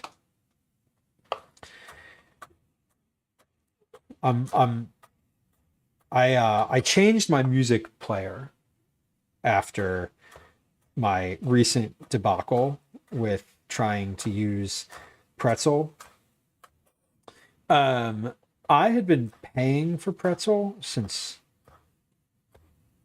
like week 2 of streaming, and their service went down. Basically, the app that they have, the desktop app that they have, stopped working like a month ago or a couple weeks ago, and like I didn't notice right away because because I was sick, and it stopped working, and they haven't fixed it yet. And like it literally doesn't work. Like the application does not work for anybody, and their Discord is like hostile over it, and they're not responding to tickets or any Discord messages or anything. Anyway, I canceled my subscription. So I was like, they're probably never going to fix this. And so we're using a different music player now. So I'm still kind of like making sure I had to go through and like weave it into the way that the stream is set up. So that was fun. Chives do grow back every year. Chives are one of those things that I just like buy every week. Like anytime I go to the market, I just buy it. Like chives and parsley, I just like have almost always. And when they start getting like kind of bad, I just toss them in my stock bag. Like they're never going to get unused. They're either going to get used in a meal or they're going to get used for stock. And like either of those things are fine. So I just purchase them regularly.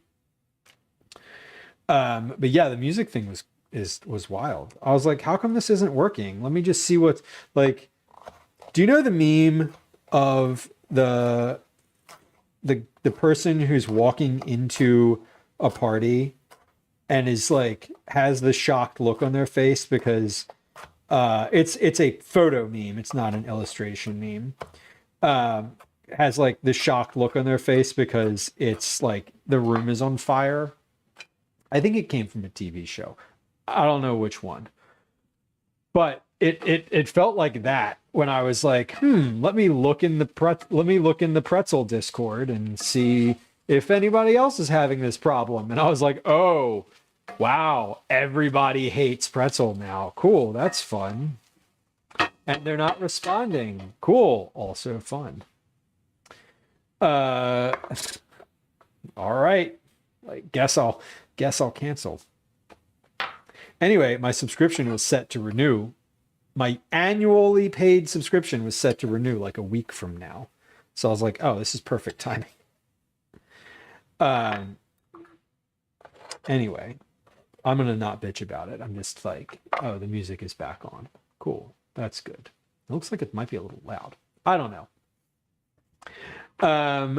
I could plant the green onions from the store. Usually with the green onions that I get from the store, I will put them on the windowsill, in a little glass of water, and they will grow. They'll grow back like that. They don't grow back as well. They're like, they grow back kind of weak. But I do like the second and third use green onions. That's the best way.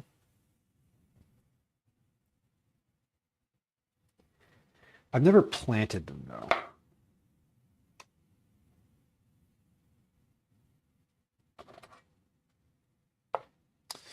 Oh, I mentioned Ash earlier. I think that Ash has been sleeping on the chair right at the edge of the counter this whole time, because he just popped his head up and is so sleepy looking. Like Ash definitely just woke up from having been asleep for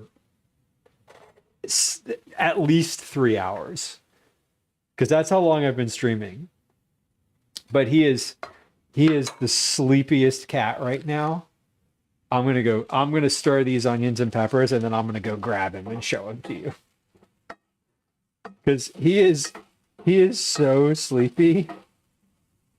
He just sat up and like yawned real big. Ashy boo. Hi, babe. Can I show you off? Oh, Oh yeah, he's been sleeping right here on the chair. The chair is so warm. The chair is so warm. Here he is. Here's Ash. He's arrived. He said, I was here all along. He was here all along. Yeah. Weren't you, babe? Yeah. He's a sleepy boy. He's very sleepy. He's so sleepy right now. This one just woke up from a long nap. He is Ash, babe. Are you gonna fall asleep in my arm? No. Yeah, he's very smushy. Oh, he's purring. This is the baby. He is quite a baby. Look at these little beans. Oh, he's purring. Ash, you were asleep right there. He was right there the whole time. The whole time I was saying, I don't know where the cats are.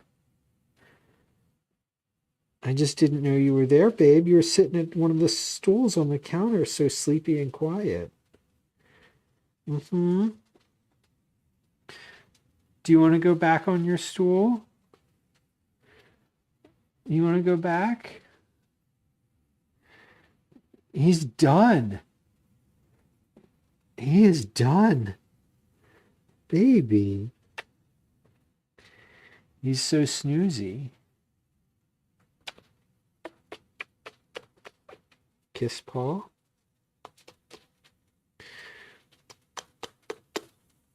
Okay. I'm going to put you back down. You are so comfy. Okay. I predict, now that this one is awake, or maybe awake, I predict we will have more cat appearances on stream today. Okay. I'm going to put you right back on that chair where you were. Nope. He's done. Now he's awake. Now he's awake. Now he's going to come back and want me to pick him up over and over and over. Okay. The peppers and onions are looking good. Getting a lot of steam off of here. I've given up a bunch of liquid. I'm going to wash my hands because I was just holding the cat. The cat has been officially bothered, right? No. These cats the cats that live in this house get picked up. I would say on average, on an average day, the cats get picked up 10 plus times each. On a day like today, today's I would say a well below average day. I've already picked Ash up myself 3 times today. I've picked Elsie up at least 3 times. And I picked Obi up probably twice this morning. Whenever they're near, whenever they like come close enough to get picked up, they get... Now look at this.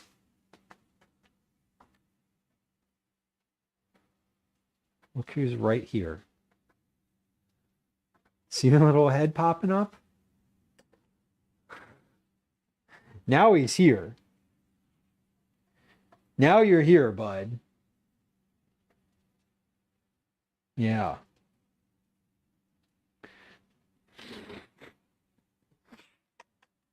I know. He didn't want to get put down. He said, I needed this. I need a sling. What I need is one of those baby harnesses. And this one can just live there. He's just got his eyes closed. Honey. Honey. I'm gonna finish my quesadillas, baby boy. We got 37 minutes to finish prepping and cooking quesadillas. And I said I wasn't worried about the timing, but now I kind of am. Because we got to make cookies too. Sweetie.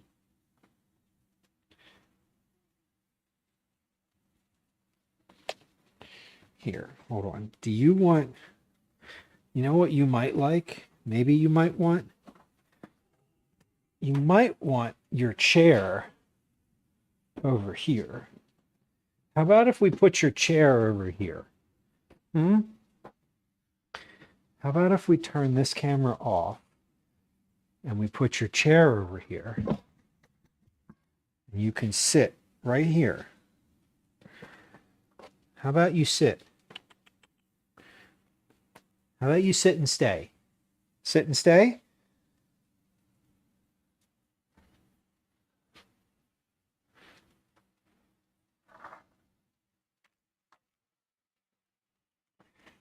I'm trying to get him to stay on stream. He does every once in a while. He'll like.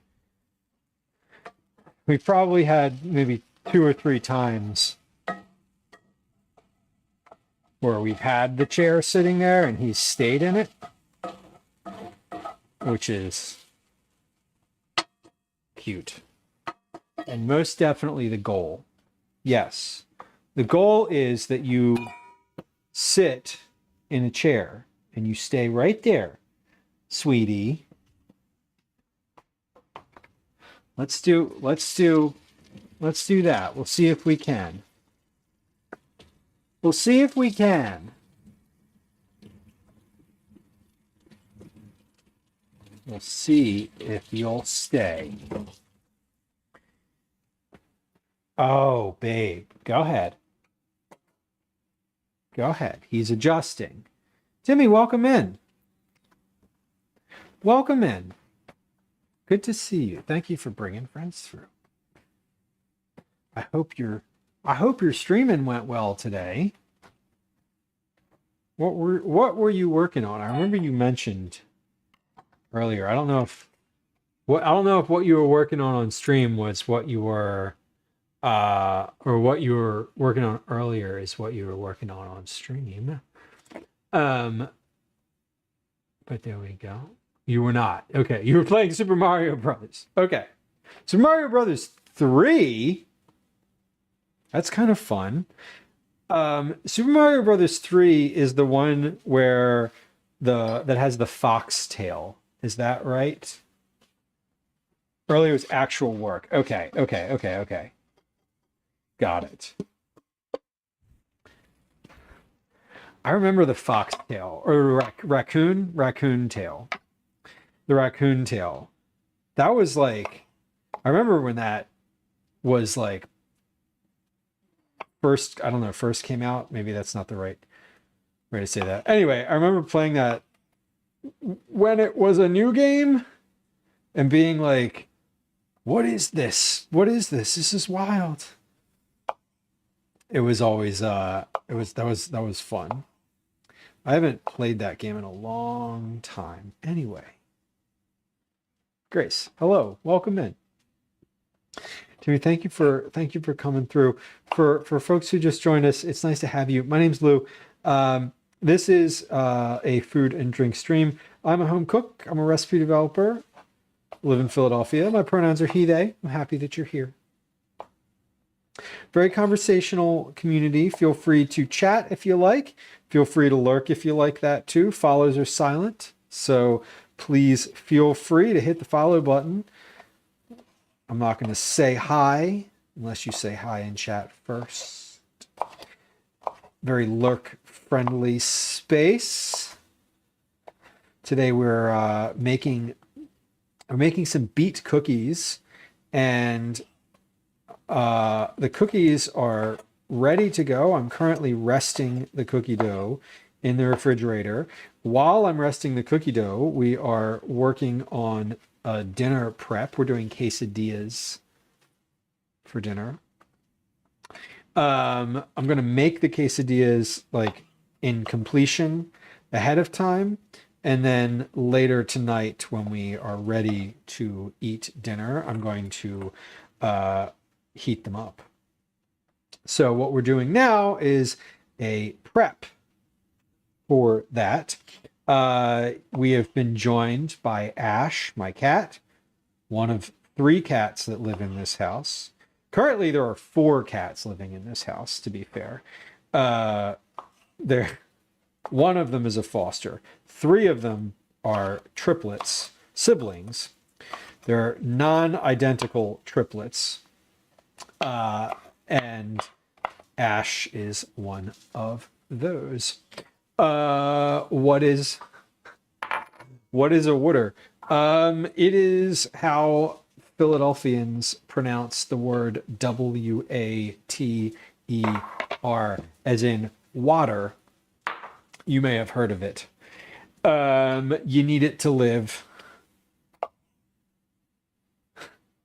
It's an important element in the continued function of your human body. All right, what else do we have to do? So I've got peppers and onions on the stove.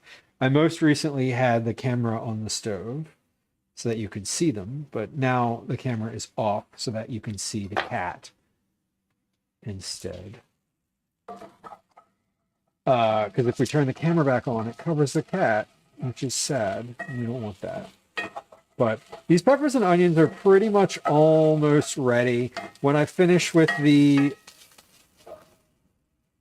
rest of the prep, I'm going to finish cutting these tomatoes, and then we'll then we'll do the cheese. When I'm finished with that, I should be ready to take the peppers and onions out of the pan, and then I can just use that same pan to cook the meat in, and then I can assemble. So we're moving along. Once I'm finished with the assembly here, we're going to cook these. What I'm going to do is pop all of these onto one big sheet pan. I'm going to put them in the oven so that they melt. The cheese melts, and then we're going to crisp them a little bit on the griddle so that the outsides get browned and nice. And then we're going to put them back on the sheet pan for later, so that I can just put that sheet pan in the oven and warm them up. So that's what we're doing on stream. That's what's happening currently. In the middle of prepping ingredients for quesadillas. The quesadillas are going to have ground chicken, 2 types of cheese, tomato, and sauteed peppers and onions, as well as a little bit of parsley, some chive, and I had a bit of spinach in the fridge, just like literally like 10 pieces of spinach that are in there. I'm going to toss those in with the meat as it cooks, just right towards the end, and then it'll be soft and reduced, as spinach tends to do. So let me wash my hands again, and then we're going to grate some cheese, and then we'll cook the meat. And once the meat is finished, we're going to transition to baking some cookies. So that is the move. I may, as I'm thinking about this now, I may do the quesadillas on the griddle as the cookies are baking, which would be a good double use of time, because otherwise the cookies need to be in the oven for somewhere between 15 to 18 minutes or so is the goal. So the cookies will need to be in there. So while they're baking, maybe we can do the quesadilla crisping. during that period. We'll see how the timing lines up. I'm not sure that that's exactly the right move, but we'll figure it out together. Darlene on YouTube, welcome in. Happy Tuesday to you. I hope you're having a good Tuesday. I am having a good Tuesday myself, so happy to report. We have two types of cheeses here. I suppose I'm going to cut these in half. So instead of just grating them down halfway, let's cut them in half first, and then we'll see how much I have at the end of that. Because if I don't have to grate this whole thing, I'd kind of prefer to keep half of it nice. And I'm going to combine them. So we will just save half of each one and see what the volume is at the end. So we have a Munster cheese is one, and then the other one is a smoked hot pepper cheese, which I'm not quite sure what type of cheese it is, like what variety. It just says smoked hot pepper. It doesn't specify the type.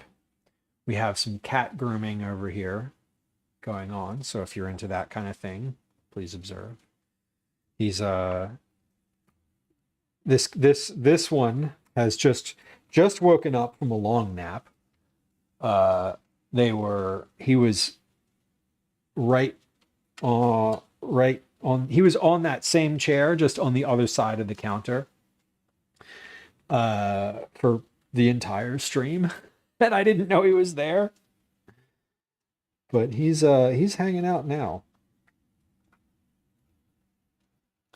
Doing a little bit of self-care, which is nice.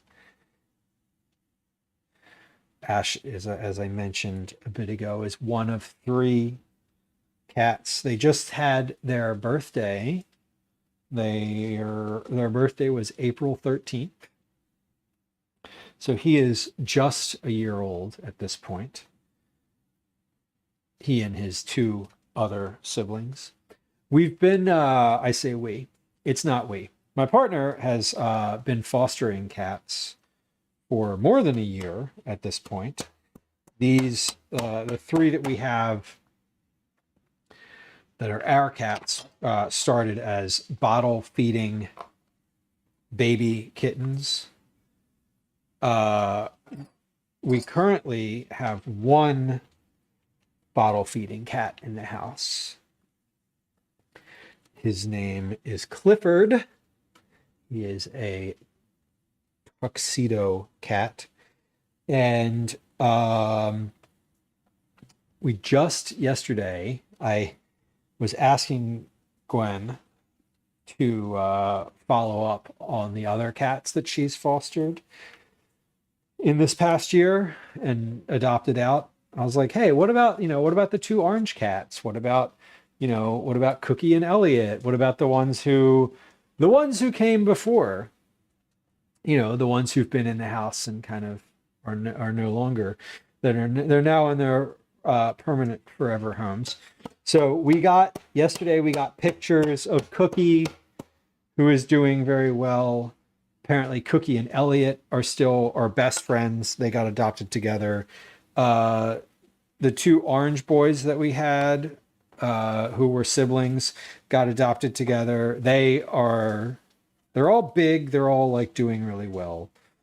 The orange boys are apparently best friends still and cause a lot of mischief around the house, as orange boys tend to do. Let's see, what other cats are out there? Dragon was the all white one with the little brown spot on his head. Dragon is doing well. Dragon's sibling, who was adopted together, is doing well. I think all of the cats that Gwen's fostered and adopted out have gone together in pairs, have gone together with another foster cat, which is great. So she's currently trying to get another foster or two that's roughly the same age as Clifford, the current cat, who is all alone. And, you know, that makes me sad. But Gwen keeps saying, I'm like, oh, it's so sad they're all alone, you know? And she's like, yeah, but like they like go out on their own. Like they're independent after they're kittens. They don't like live together forever. It's not like their family structure doesn't like do that. But I still, because I'm always like, oh, I want them to get adopted together. Like I want them to stay together. So it's been nice because she's found all the homes that she's found for the cats have been like two, they want two cats. So like they've at least had a sibling cat or another cat that they grew up with to hang out with. Okay, these peppers and onions look delightful and they are, I would say, finished. So I'm going to take these out of the pan and we're going to put the meat in the pan. But before we do that, let me decide what seasoning. Let me put the cheese away.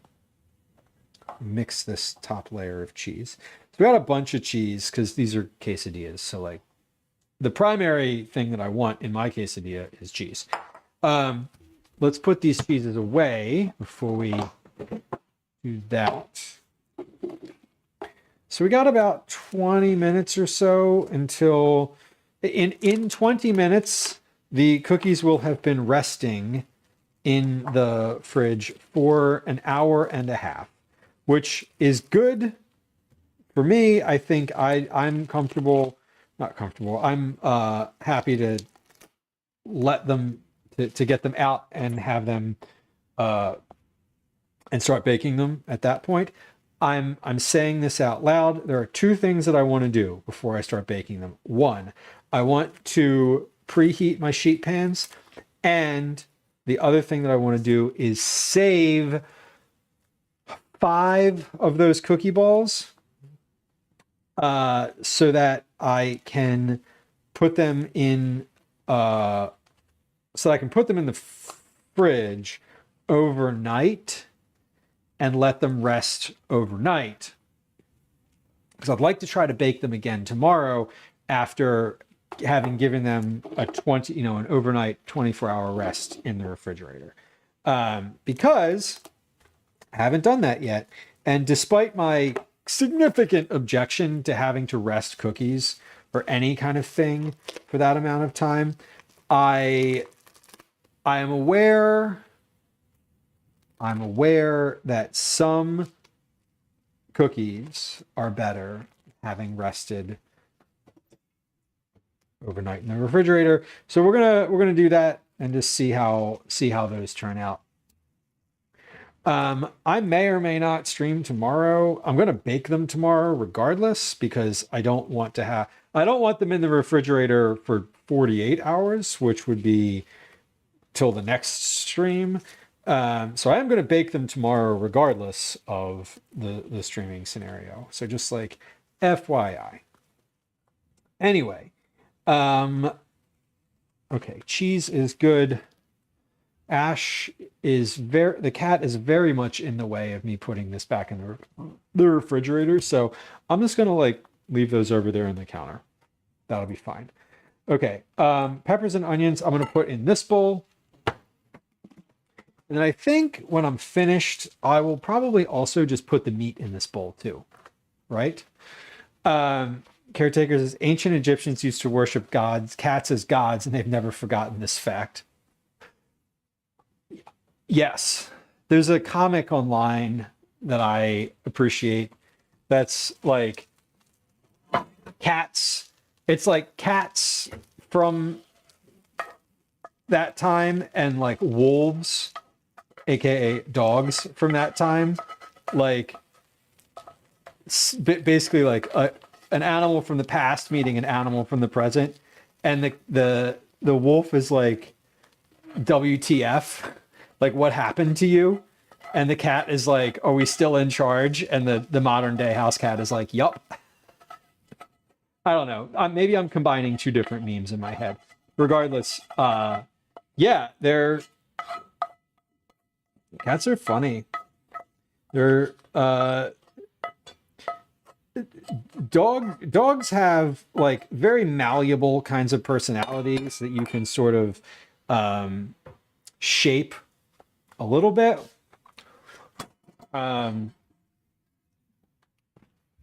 Yeah, dogs have these personalities that you can shape like a little bit as they are puppies and get older. Cats are just like, nah.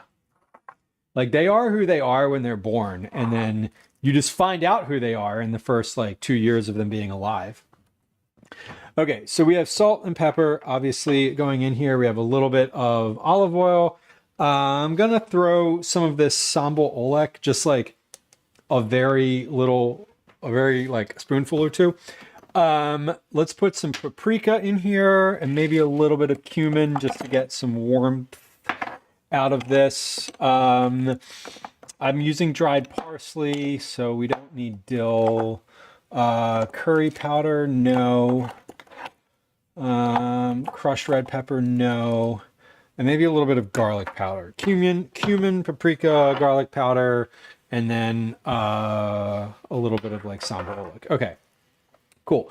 Come on over to the stove.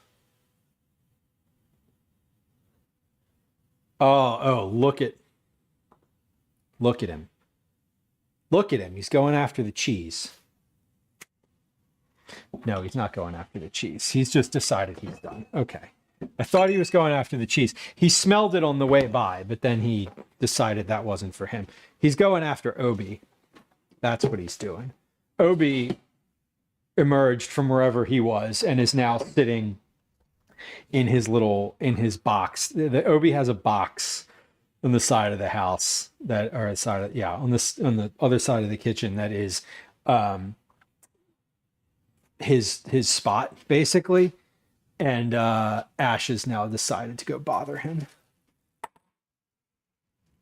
Have I ever had a Chihuahua or a Malamute? No, I have not. Yeah, and it definitely, Tatsu, I agree that it definitely depends on the breed, for sure. I'm not saying that dogs are a monolith, nor are cats, for that matter. But like, I feel like I feel like dogs, at least in some capacity, just, personality aside, you can train them a little more directly. And I feel like cats is just, they're just like, I don't know. They're not impossible to train, but like, they're not as trainable, I think, as dogs. Personality aside.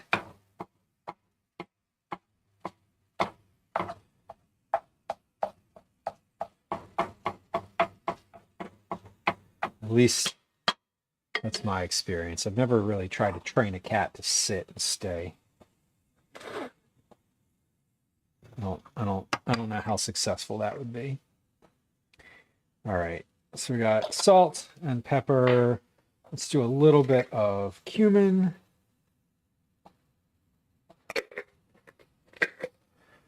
Garlic powder. I'm going to mix the sambal in at the end.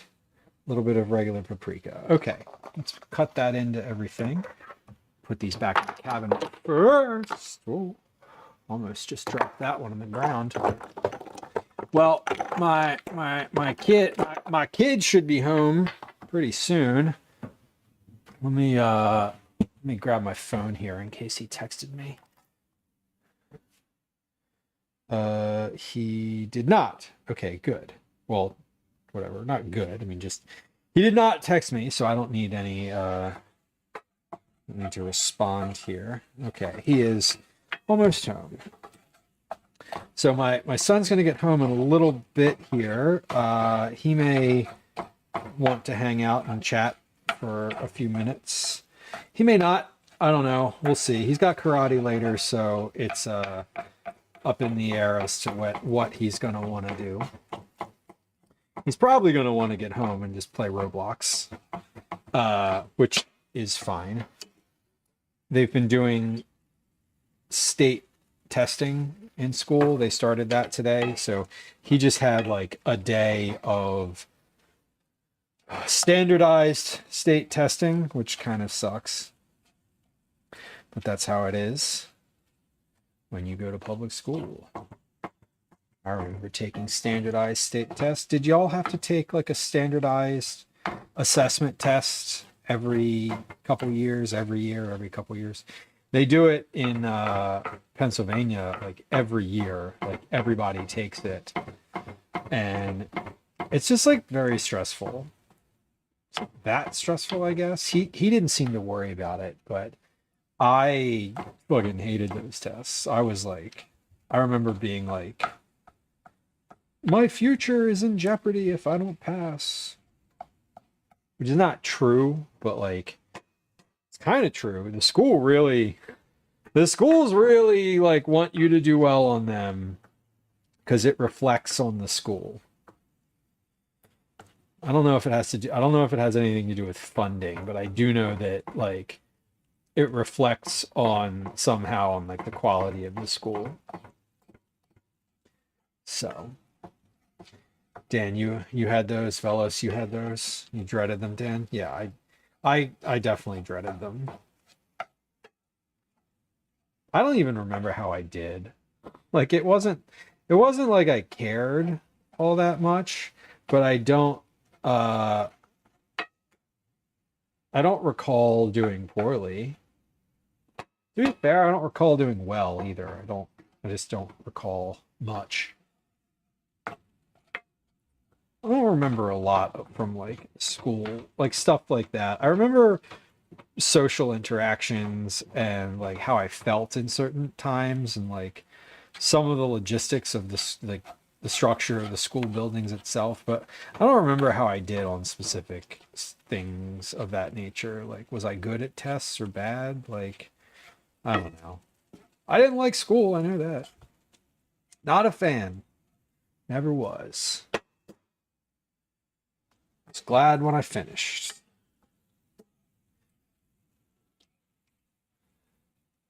Finishing school for like the last time, the end of my senior year of university, when I was like, wow, I don't have to do this shit in the fall.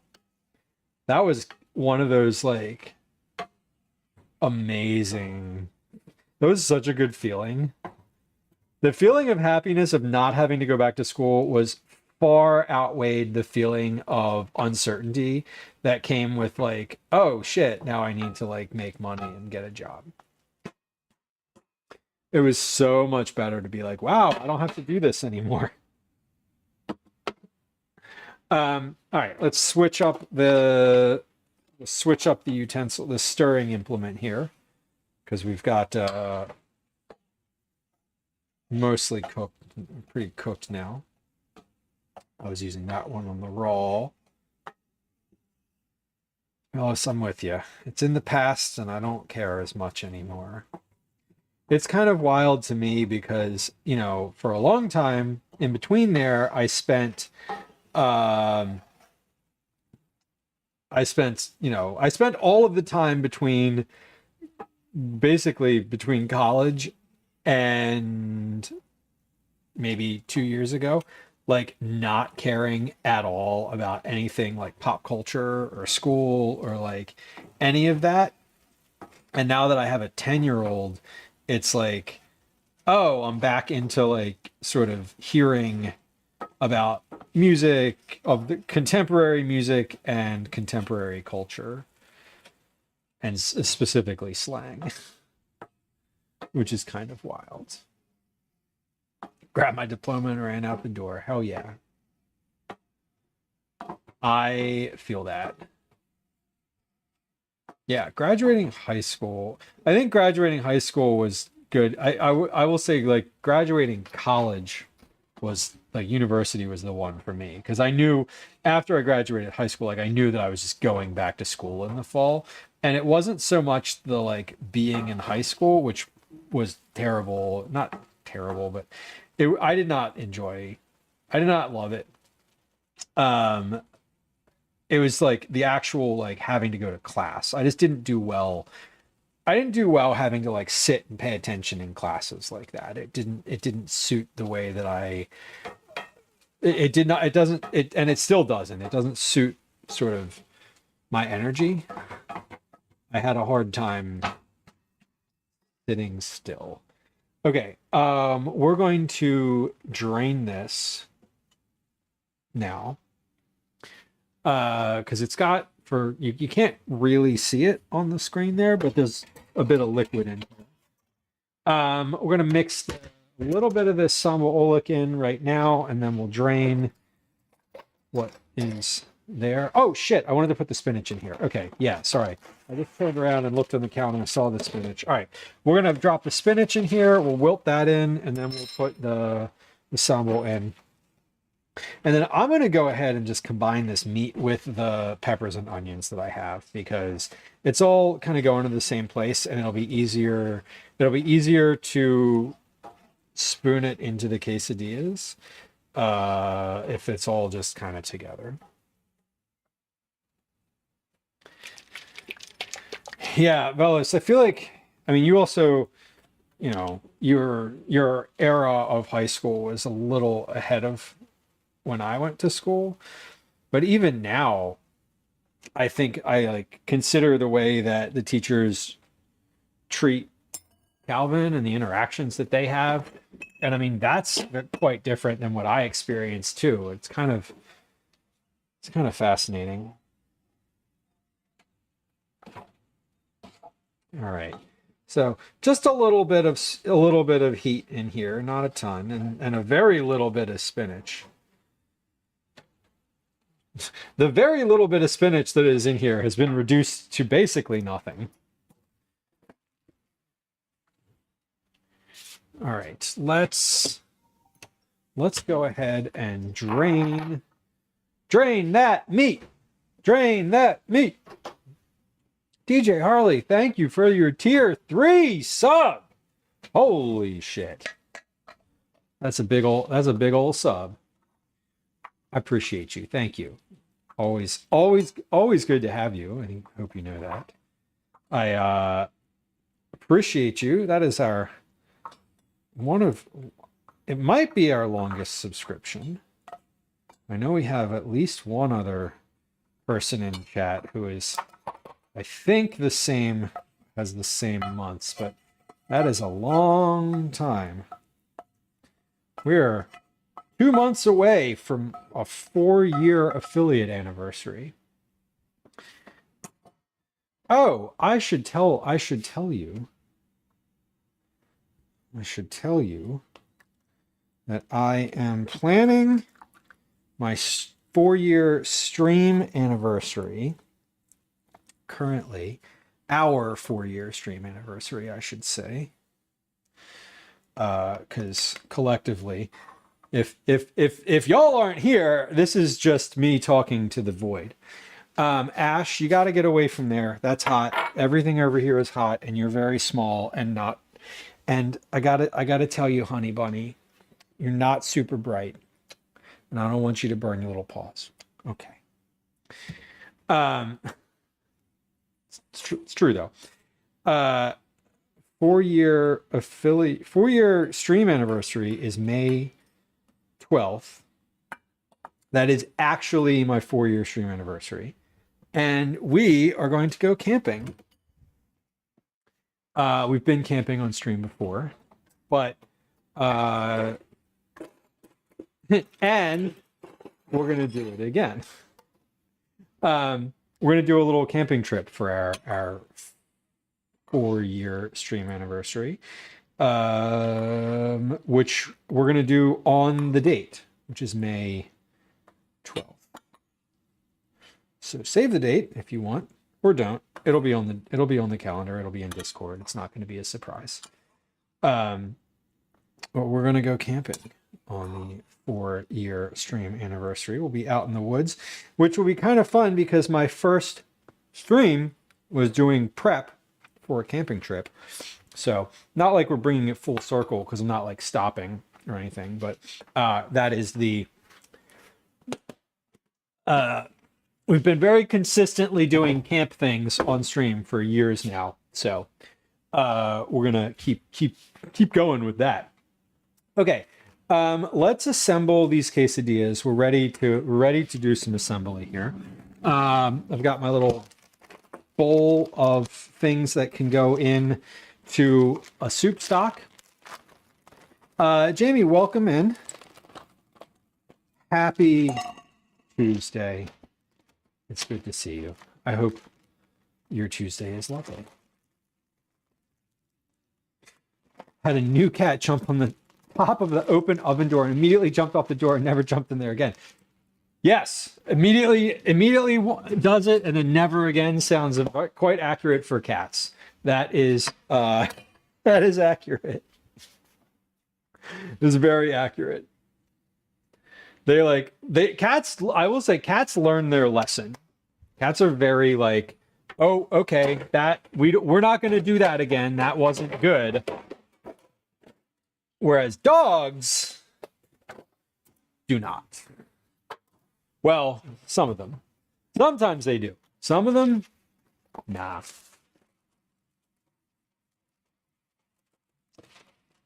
Yeah, we did, fellas, the only time we did a camping trip on this stream, on the Eat It Dad stream, was we did one last year. But everything else that I've done on this channel is all just prep work. All prep. It takes a bit, I mean, actually going camping, streaming a camping trip wasn't super difficult. So I'm gonna do that again. It should be fun. All right, here's what we're gonna do. We're going to take a couple of these quesadillas, a couple of these flour tortillas. I'm going to basically just assemble like a half. One quesadilla is this folded in half. Okay, timer went off. We've had an hour and 30 minutes to rest our cookies in the oven, which is great. That's perfect. 2, 3, 4. Let's start with 4, and we'll see. I know I can fit more than that on one tray, but let's start with 4 quesadillas worth. So what we're doing is, let me wash my hands real quick. I'm gonna use my hands to assemble these. Maybe I'll just put some gloves on. Jamie, I hope your shoulder's doing well. I hope after everything kind of settles in that you're not super sore. Those types of injections are always like, I feel like anytime you get like a big needle for some reason, it's like this site is always sore. Trying to relax, fellas. Yeah, but I mean, I also I see it as I do like, yes, I'm trying to relax, but I will relax. The structure of the stream on the 12th is going to be, I'm going to do basically an all-day stream. So we'll start at like noon. We'll probably do something very, very similar to what we did last time. Go for a little hike, come back, stick around the campsite. We'll make some dinner, go for a little hike, have lunch, come back, hang at the campsite. We'll make dinner, eat dinner. We'll do like a dessert and then wrap up around like 8 or 9 p.m. But I'm going to get there the night before and then I'm going to leave the next day. So I will have plenty of time for off-stream personal relaxing, which is great. I'm actually going to be camping if everything works out. I'm going to be camping the weekend. May 12th is a Wednesday. I'm going to be camping the weekend prior to that too. Jamie says, what are you making with the tortillas? We're making quesadillas. So what I'm doing now is just prepping these, I'm getting dinner ready. I'm getting dinner ready, and I'm going to pop these in the oven to melt everything together. And then we're going to fry them on the griddle. I'm going to fry them while I'm baking the cookies. So we're going to melt these in the oven. I'm saying out loud that I want to put my cookie baking sheet pans in the oven as well. We're going to melt these in the oven, and then I'm going to hit them on the griddle just so that the outsides are like browned. And then later tonight, we're going to put these in the oven just to reheat them. That's the plan.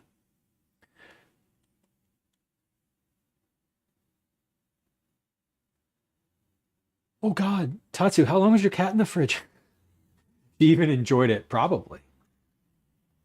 Darlene on YouTube, we were making quesadillas, not tacos.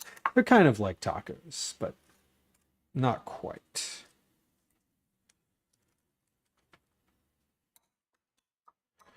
So I'm layering. I'm basically layering like cheese, then meat, then cheese, then tomatoes. And then I should make some without tomatoes for Gwen. Okay, we're going to make a couple more of these because I can definitely fit more on this tray. Multiply says, do you get your gloves from the doctor's office? No, I don't. I got these from the internet, and I got them from some like restaurant store website. I forget which one. Yeah, Velas, I love the camping food. Now, this particular trip, we're probably not going to do a bunch of trip prep ahead of time because I am going to probably cook something over the campfire. So conversely to the way that I usually do the camping trips, which is prep on stream and then go camping off stream, we're going to go camping on stream and not do any prep. So that should be fun. Okay, these are good. Is there anything else I didn't put in these? No. Okay, so basically I'm folding these in half, and we're going to pop this tray in the oven. While this tray is in the oven, sort of melting, I'm going to get out my cookie sheet pans. We'll pop those in the oven too, and then we'll pop the cookies in the oven. We'll get the cookies trayed up. 3, 4. I can fit at least 2 more on here. Okay. So these are good. These are looking pretty good. Yeah, so we're definitely going to hang out by the campfire. That's a goal, Darlene. Yeah.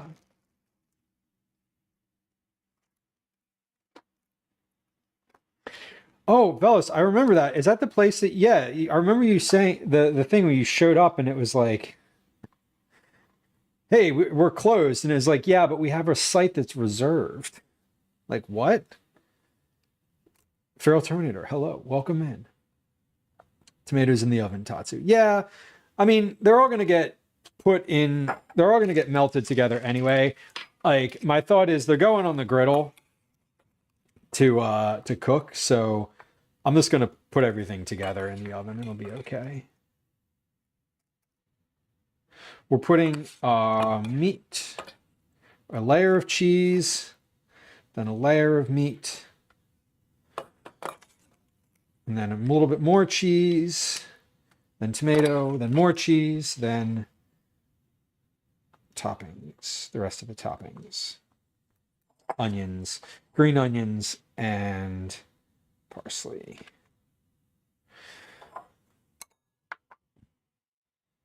So I used to make quesadillas with like the whole, like one tortilla on top and one tortilla on the bottom. I've now moved to making them with one tortilla that's just folded in half, because I think it makes it easier to flip them on the grill. Moon Dies, you miss camping. I am a little upset that I missed the last camping trip we were supposed to go on with my son and I was 3 weeks ago, and I was very sick, and then he got very sick, and we didn't end up going on the trip, and it was quite upsetting. Not upsetting, it was just like frustrating, you know, because we were both sick and like literally couldn't go on the trip. He and I we're gonna go the weekend prior to the camping stream. He and I are gonna go again. This will be with a group of school friends. All right, I got space for one more. The other thing about doing them this way is I can fit a lot more of them on a sheet pan, which is great. All right.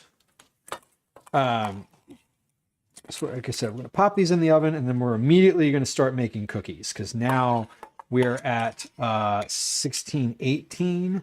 I need to finish stream by 17:30.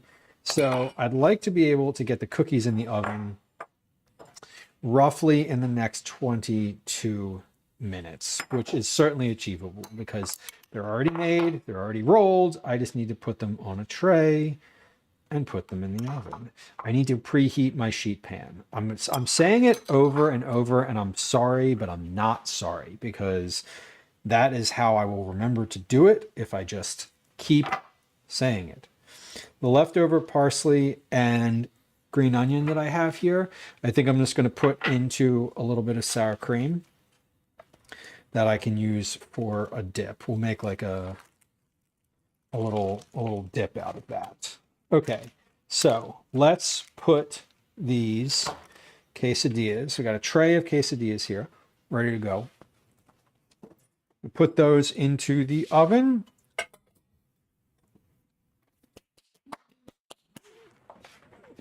Then we'll put my cookie sheet pans in the oven. Quesadillas in the oven. Cookie sheet pans in the oven. I need to put parchment paper on these sheet pans.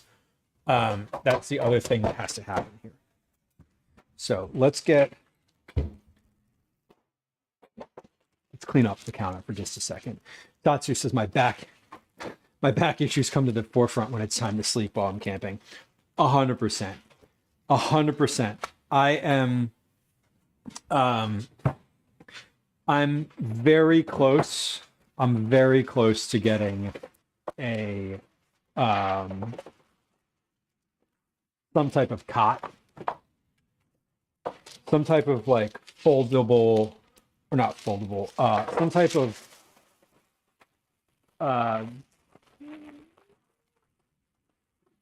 like canvas, like cot or something like that. I generally sleep on the ground on a pad, like a ground pad, not an inflatable one, just like just a foam pad. And I mean, I sleep on 2 foam pads plus extra padding underneath of that.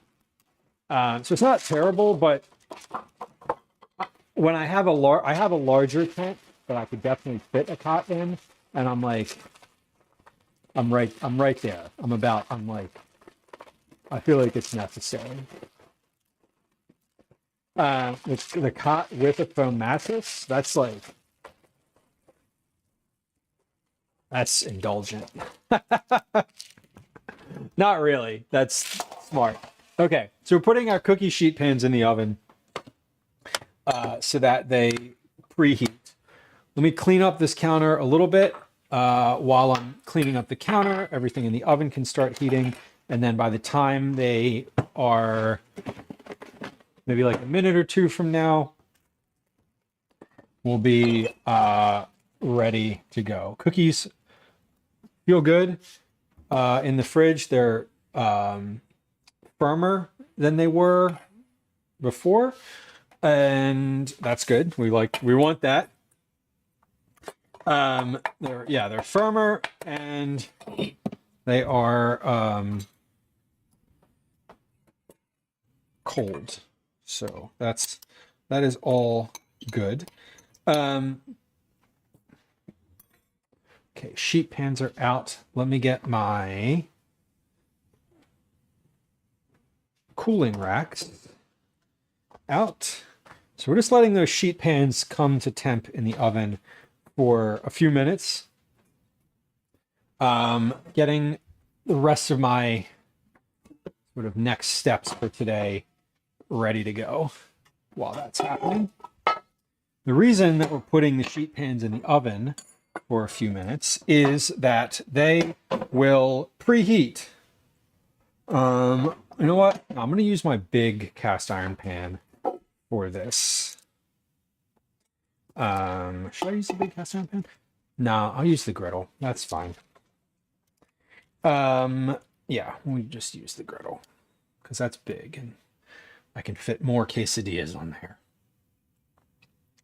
And if I'm worried about time, I want to maximize my space. Okay, let's start preheating the griddle too. Just on low so it's not cold. Wonderful. And let me give this counter a wipe down, and then we'll be ready to go.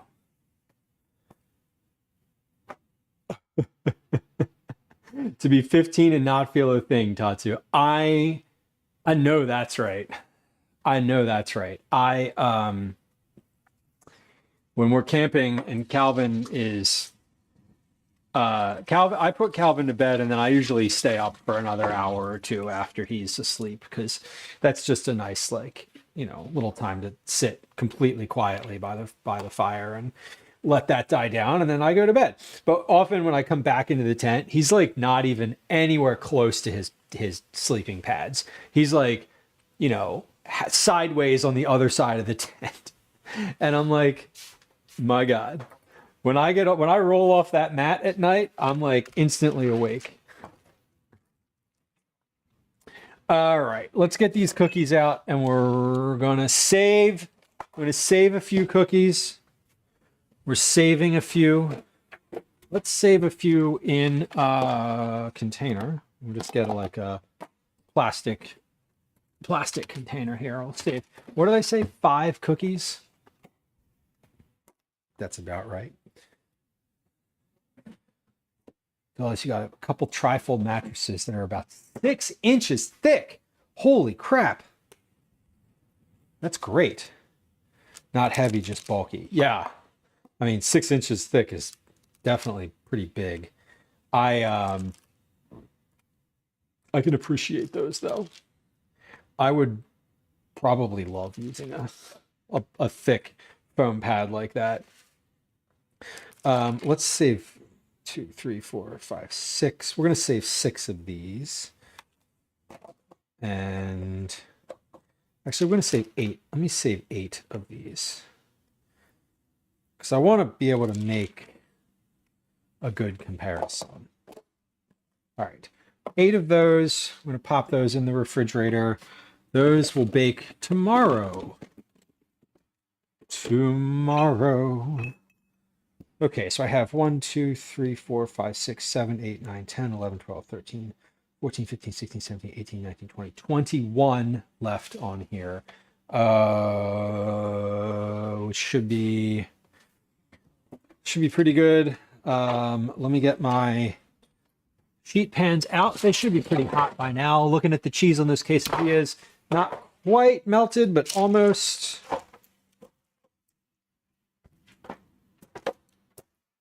Yeah, these are warm. Love it.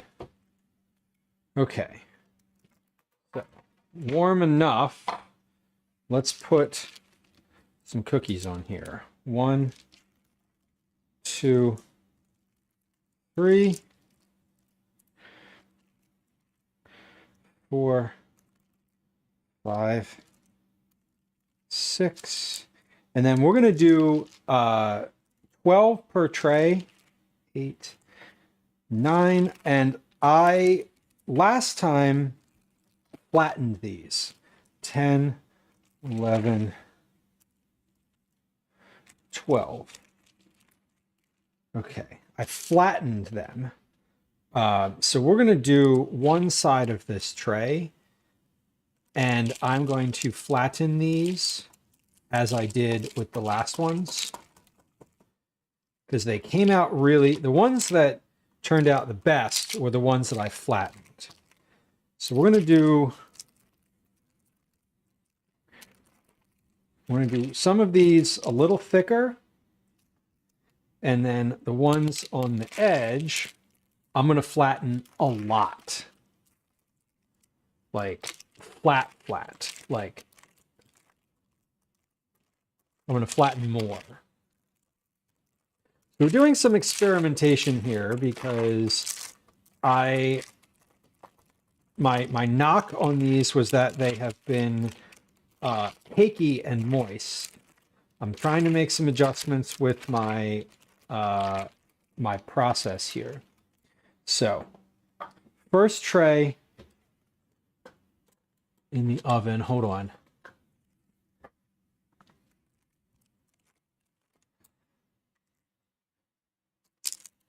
These are ball. These are ball. Flat. Flat times 2. And then we're going to mark that goes like that. Okay. So these are, it's labeled too. Now it's labeled and like, all good. Okay. Let's pop these into the oven. We'll get the quesadillas out of the oven. And then while these are cooking, we will start cooking the quesadillas. Okay. First, we need to get the quesadillas out because that's the shelf where everything is going to sit. Okay. There's that. Now let's put these in. Beet cookies, version 3, round 1, into the oven. Set a timer for 15 minutes.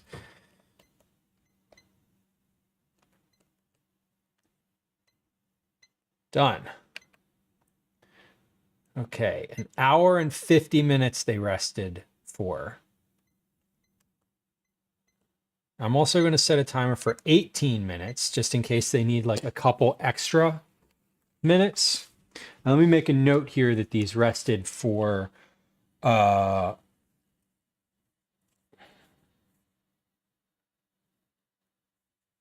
long as they did.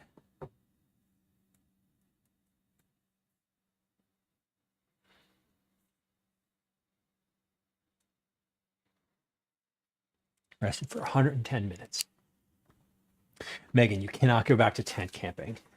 We added extra memory foam to the mattress and it's pretty comfortable. I mean, that sounds great, honestly. That sounds really nice. The a pop-up camper. I'm not opposed to that type of camping. I like a tent camp out.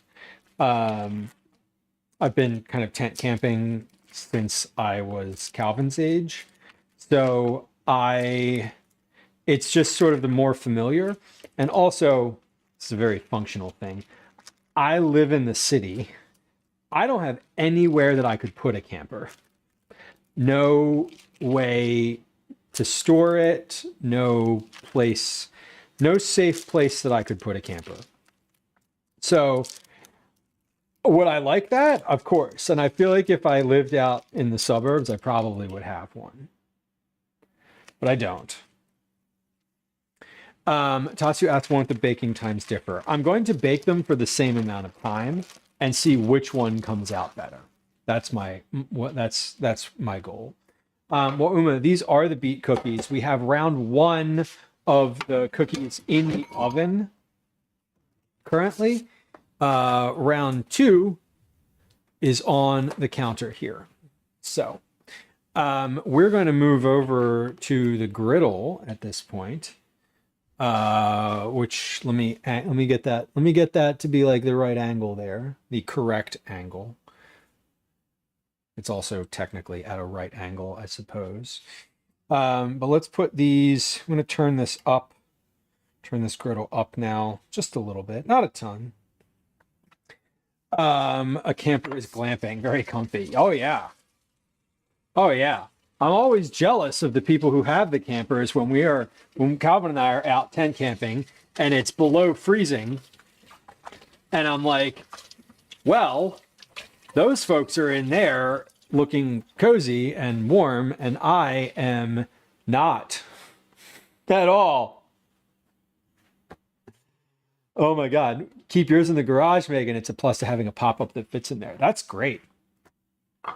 The other thing with having a camper that I think is like a secondary benefit, or maybe a primary benefit, depending on how you see it, or maybe it's a detriment. I don't know. One of the nice things about having a camper in my head is that you would be able, if you had a place to have it on your property, that you would also be able to like have people stay in it, like guests, who then do not need to like be in your household space, which I see as a big benefit.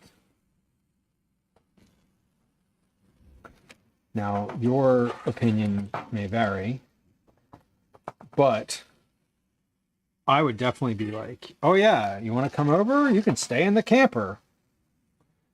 Use the bathroom out there. Don't come in the house. And then I would just lock the house. I mean, unless they were in the garage, obviously. Yeah, Megan, I'd have to store a camper. I'd have to like pay for a place to store a camper, and that's the problem. Fox Mulder, welcome in. Hell yeah, Megan, that's amazing. That's amazing. That like the ability to have that sounds wonderful. And also, functionally, they're not in the house.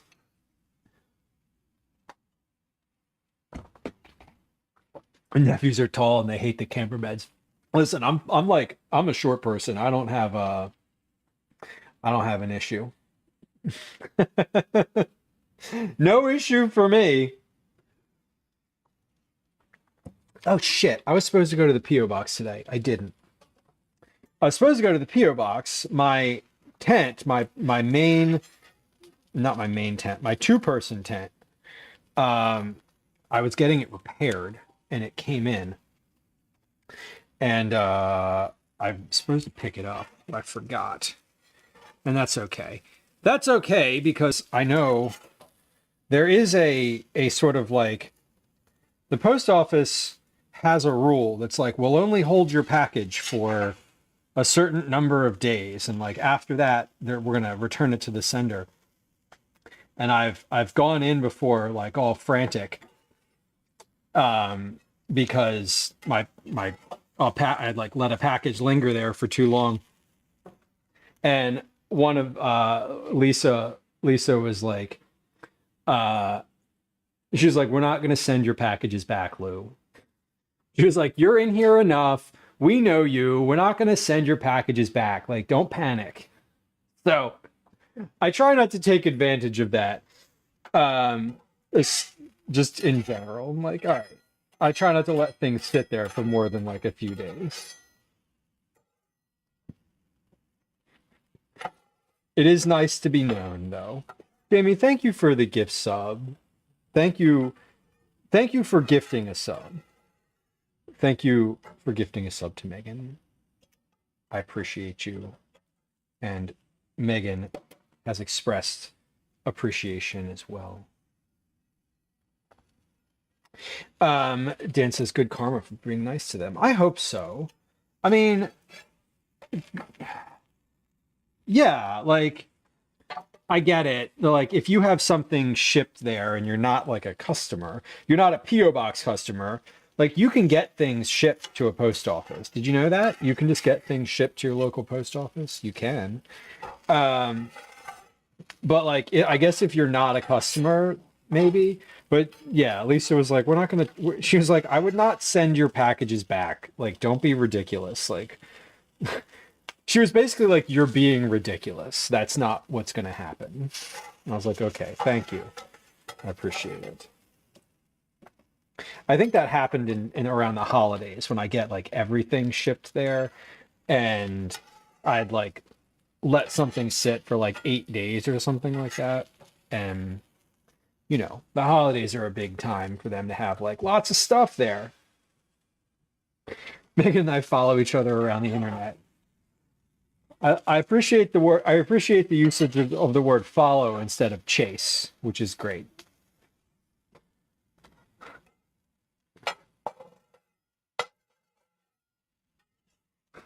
We chase each other. We antagonize each other all across Twitch. All right, turning this up just a little bit because these are pretty melty. I'm not a stalker, I swear. Were y'all here when we were talking about lurker terminology the other day?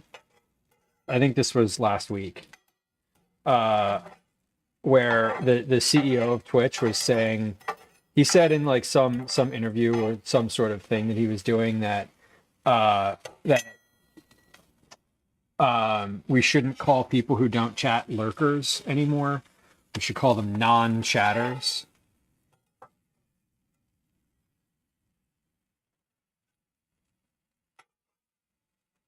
Which I wasn't sure how to feel about that. I guess I'm like okay with it. Not okay. It's not like it's not like I have to listen to the CEO of Twitch. He's not like a boss. You're not the boss of me. Worma says why? Well, I have ideas and I have opinions and thoughts around why. I don't know exactly why because I didn't listen to the interview. I just like watched the clip. But my guess is that that the terminology that using the word lurkers has in places that are not Twitch, that are not live streaming, the word lurker lurking on somebody or like being a lurker has a negative connotation, right? And I think that part of and like I'm probably way overthinking this. It's about money. It's about money. It's about advertising and money. Lurker sounds bad. Lurker sounds bad. One, like saying the word, calling somebody a lurker anywhere else but live streaming has a negative connotation. Advertisers do not understand live streaming culture. They know that live streaming is like quote unquote important and a demographic that they need to like connect with, but they don't understand the culture. And so if you are trying to explain to somebody why they should advertise on Twitch and they hear the word lurker being used, it does, and I've had this thought for a long time. I don't think this is a unique thought, but the word lurker does have some level of negative, you know, like everywhere else in the world, it's a negative. So explaining to someone why it's neutral to positive on a platform that they don't understand is probably difficult.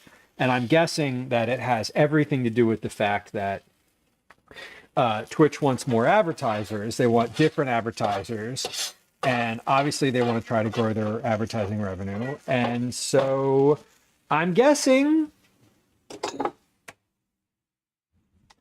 that they would like to not have to have the word lurker come up ever in conversations with the people who are deciding whether or not to pay them money. That's my guess.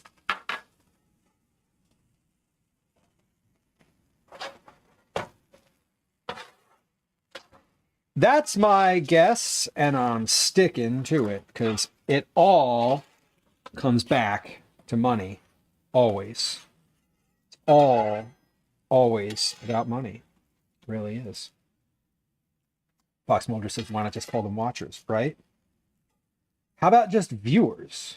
You could have viewers and chatters, and you can be a viewer without being a chatter, or you can be a chatter. I don't understand. Like, I don't know. These terms already exist. Almost want to say it harder now. Fuck advertisers, right? Listen, if y'all know, and I've said this, like, I've said this over and over. If Twitch didn't require you to run advertisements, I wouldn't run advertisements on this channel. The only reason that I run ads during break time is because doing so means that when people open the stream from the browse page or wherever they navigate to the stream from, those people who are not Twitch Turbo subscribers or subs to this channel, they get an ad whenever they log in. But if you run ads, it gives every viewer ad-free. It gives new viewers ad-free time. So that's what, like, functionally, that is why I run the ads. Otherwise, I would just let them run, you know? Velos, lurk. Enjoy your lurk, Velos. Enjoy not chatting for a little while. Enjoy being a non-chatter. It gives big Steve Buscemi with a skateboard over his shoulder meme vibes, I'm telling you. Yeah, okay, these are looking real good. These are finished as much as they're going to be finished before dinner. So generally, this is these are good to go. Griddle is off. Griddle is a little smoky, but that's okay. Like, I will say this. I make more, like, of the money that Twitch gives me every month from bits and subs and ad revenue. I will tell you that I make more in ad revenue than I do in gifted subs. And to me, that's just like, it's notable. It's not like important, but it is notable that the revenue that I make from ads is not nothing. And if I ran them a lot more often, I would make more, and there would be less people watching the stream because running ads all the time is insufferable. Timer just went off. That was 15 minutes for my beet cookies. Waoma, I have feelings. I have big feelings that are similar to yours. I will speak those into the world in a moment here, but let me check on these beet cookies. I have not, very intentionally, I have not looked at them since I started because I didn't want to like look at them and worry and be like, oh, they're not turning out the way I want them, blah, blah, blah. But let's see how they are. Here are the beet cookies in the oven. They look they look very different than the ones from previous. I'm gonna do a little tray drop here and let's see if that changes anything. Yeah, flattens them a little bit. Okay, I'm gonna leave those in for a few more minutes. My timer is still going, so I'm gonna leave those in for 2 more minutes before I put these in. That'll be 18 total minutes at a higher temperature than the last time. Longer and hotter this time. Kathy, welcome in. Hello. Liz, nice to see you. Hello. Have I eaten at Byler's in Reading Terminal? Absolutely, I have. I have definitely eaten at Byler's. I almost got donuts from Byler's today. Their coconut custard pie is delicious, I can confirm. If they don't have good. Can you or you're confirming that you can actually order it from there? They like will ship you a coconut custard pie. I was gonna say because otherwise I could probably try to figure out how to do that.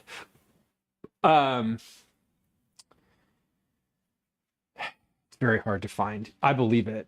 They'll ship a pie. I absolutely do it. It's worth it. They're so good. They're so good. I'm assuming they freeze it and then I'm assuming they like freeze it and send it with like dried ice or something. Yeah, Bilo's is fantastic.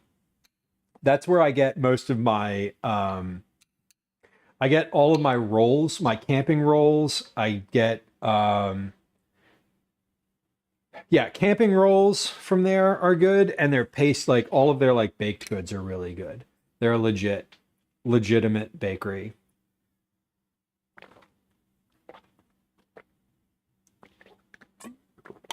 It's worth, I would say it's worth trying.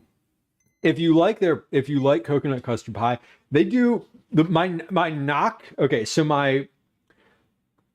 I say this is in my knock on Byler's, but for your purposes, this would be a good thing. Is that they're pastries that they're like custard and like they're custard, they're pecan pie, they're cheese Danish. They're like too full.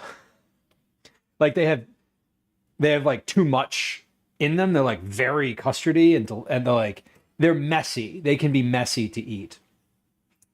So for me, for certain things that's good, for other things that's bad. For like an apple Danish, when the not Danish, an apple, yeah, apple Danish, like the filling is overflowing from the side. Like I don't love that. But for pies and like their pecan pie is amazing for the same reason that I don't love other things. So I think like I said, my knock on the Byler's pastries are what makes a good custard pie is probably a good thing from there. And I mean, I know specifically I've had custard pie from there, so I can confirm. Okay, we're putting the next round in the oven. We're taking these out. These still look a bit cakey, but they do look a little... Set the timer. They look browned around the edges. So that's good. We're going to let these cool. We're going to let these cool over here for a few minutes and see what happens.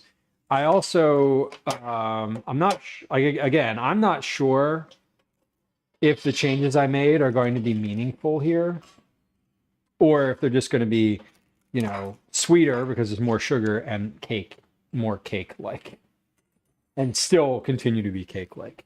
We'll see. I think my next step is probably, if these are still like too soft for my liking, I'll probably decide to take a little bit more liquid out of here and add some of the flour back. The shoe fly pie. My stepfather, my mom's husband, is from central Pennsylvania, and I've bought him shoe fly pie from Byler's before. It is extremely molassesy and extremely sweet.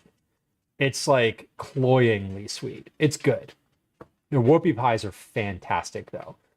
If you order a pie from there, I would tell you to order some smaller stuff too. Like order a whoopie pie or two. Their whoopie pies are delicious. Yeah, I don't want a full shoe fly pie either. One thin slice of shoe fly pie is enough for me. Oh my God. Yes. We were talking about advertisers earlier. Fox Mulder says the CEO gives me weird vibes. The CEO, yes, he does. He gives me weird vibes too. Nice in person. I've met him in person a couple times at TwitchCon. I've also heard like very unsavory things about the interactions that he has with female streamers. Yeah. Well, Mrs. Let's tell assholes like Asmongold to get out before we tell people to change their vocabulary. Hard agree. Hard agree. He's such an awful human. In Charleston, I had the she crab soup because it's famous. I never heard of that, but I love crab soup. Crab soup is like top 5 favorite soups for sure. Camille says my brain keeps thinking these are red velvet cookies. They definitely have like red velvet cookie energy to them. For sure. I need to text Calvin because he's not home yet. I know where he is. I can see where he is on the map.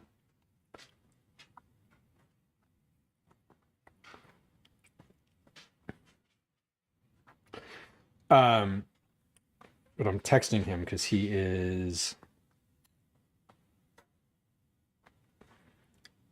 Yeah. He's hanging out. But he has karate tonight. And he's not very good. He doesn't have a watch. He doesn't have a watch, so getting to his sense of time when he's outside playing with friends is poor.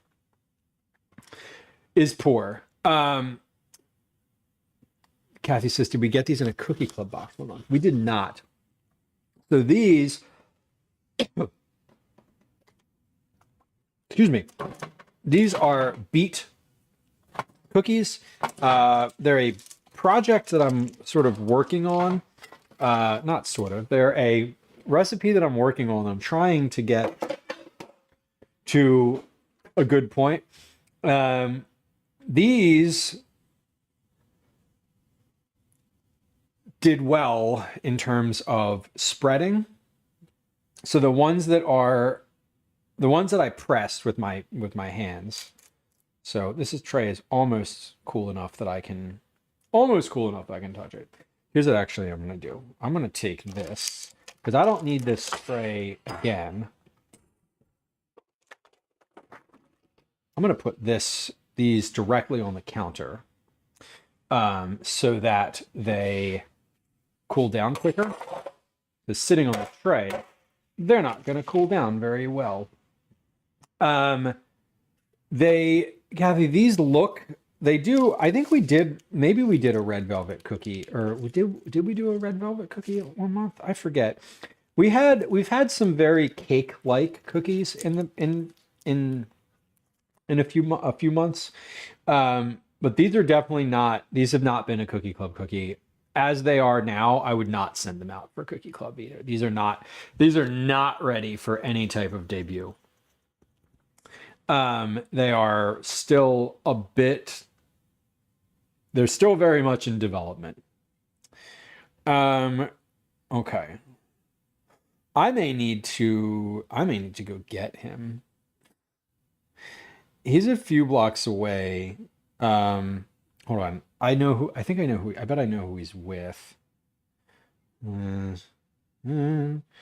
Okay.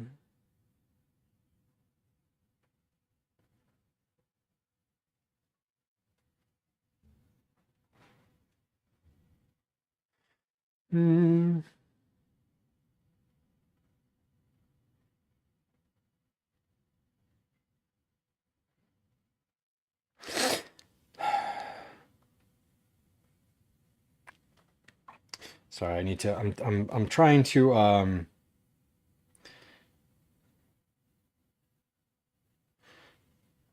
trying not to have to walk over there.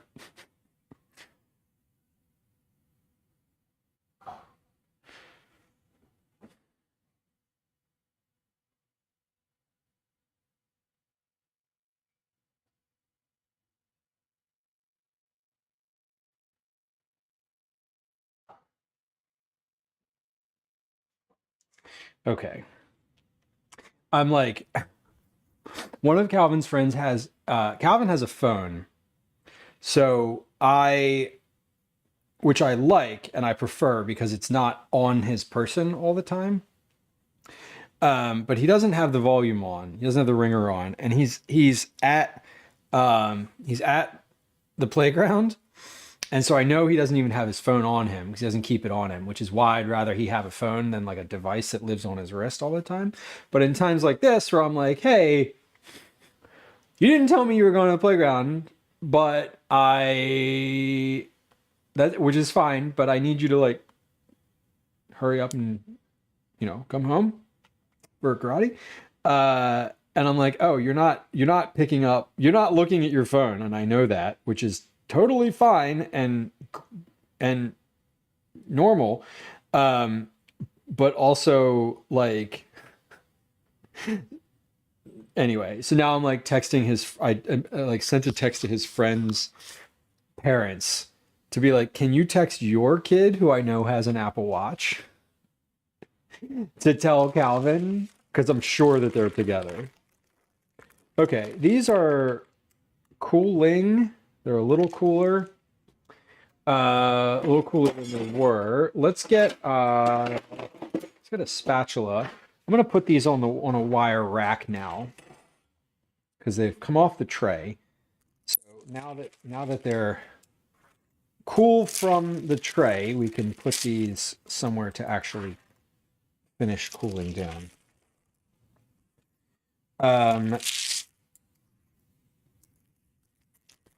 Okay.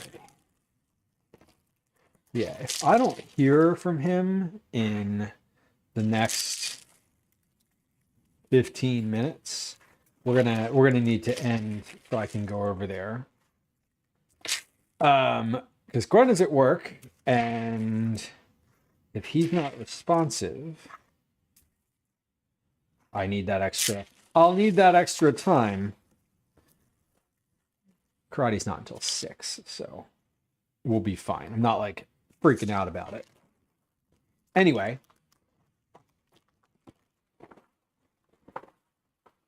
Edges of these the edges of these taste kind of crispy, which is great. That's what I wanted.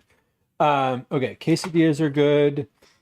These are warm. Oven is still on, so those can just sit there. I'm gonna put some foil over top of the quesadillas, maybe, just so that they... No, that's not foil. It is parchment paper. Let's put some foil over the quesadillas. I'm going to put those when I'm finished. Before I leave this afternoon, we're going to put these back in the oven, and then I'll set the oven to turn on. I'll set the oven to turn on after karate, or like right when karate ends. Okay, but we're almost there. Let's try one of these cookies that have cooled now enough that they can be handled and that they are a little crispier on the outside. And see how they turned out, because the first batch and the second batch are exactly the same. There's no I'm not like putting them in the oven for different amounts of time. I didn't change the heat in between them. I'm just kind of doing them basically exactly the same. Jamie, the pre-cooking of things is one of my favorite like kitchen. It's not even really a hack. It's just like kitchen strategies. I do that with grilled cheese sandwiches too. So basically the same thing, just like, all right, I got, fully cook the grilled cheese, get them ready, and then just leave them in the oven. And then once the oven, then I just kind of put everything, put them in the oven and set the oven to turn back on like 10 minutes before we're going to walk home from karate. And when we get home, they'll be hot and like ready to go. So, so that's good.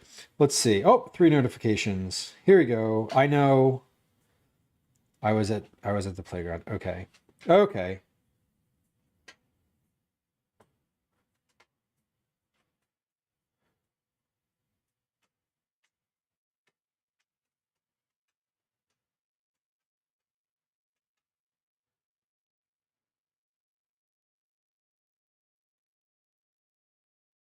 All right. Good. Crisis averted. Not a crisis, just uncertainty over. All right. Let's take a look at these cookies. So I pulled this one. This one was from the slightly flattened cookie pile. Let's take one from the non-flattened, not flattened, not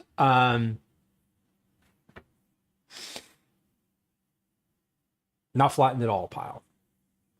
Liz says, my dad wouldn't have been happy if I didn't communicate that I wasn't coming straight home. You know, I expected him home at 4 p.m. It got to be about 4:15. And the thing is that I think my mom probably would have been a little annoyed. I know. Well, let me rephrase that. My mom would have also been very annoyed if I did not come home when I said I was going to come home. The difference is I have Calvin's location on my phone, and so I can see where he is.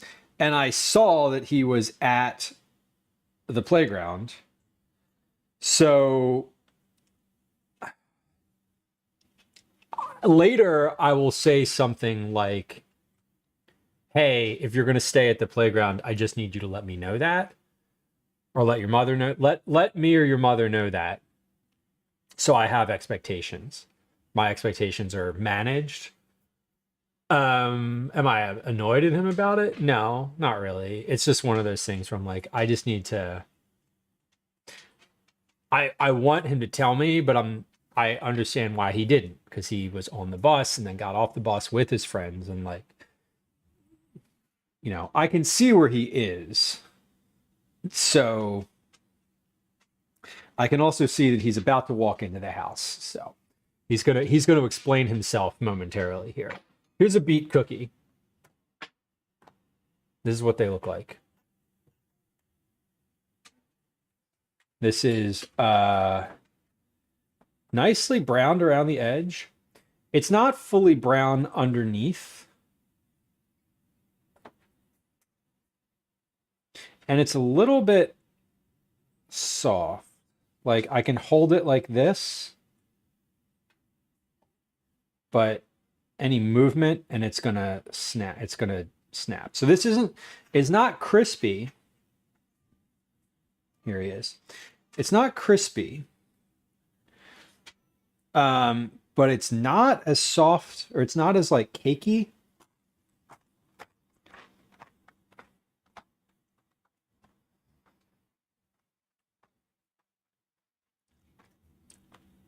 Okay, that is really tasty though.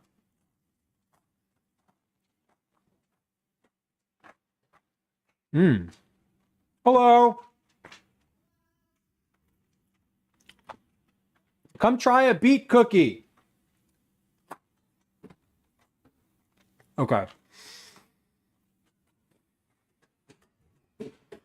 I'm gonna leave those cookies in the oven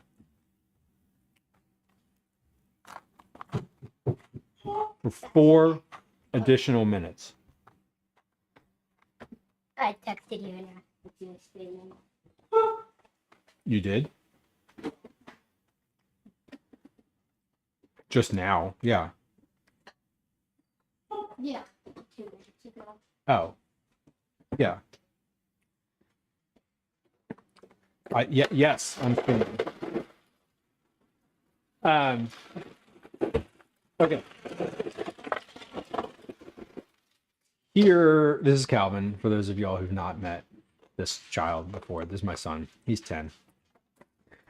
I want to ask you all about how your testing went today. But I want to ask you about that later. Yeah, during dinner. Yeah. I'm gonna have quesadillas for dinner. They have, Quesadillas. yeah. Here, try one of these. Let me rephrase that. Try this one. Tate's blueberry cookies. Ooh, we were talking about blueberries earlier, and I have been thinking about them. They've been on my mind. Tate's is an interesting. They're good cookies. They're like perfectly crispy. Now this is one that I pressed. Hold on. This is one that I pressed, and it is definitely more firm. So it got thinner. It was thinner.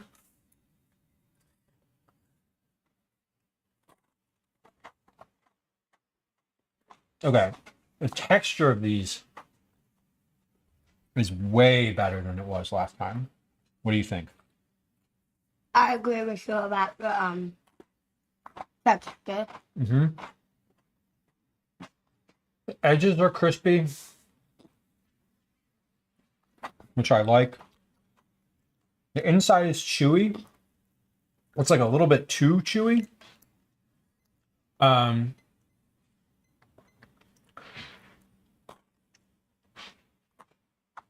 Let me rephrase that. Not too chewy.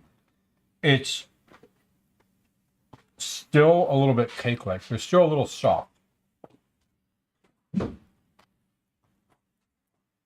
they're better. Definitely the best version of these. How many versions have you made? This is the third version. Okay.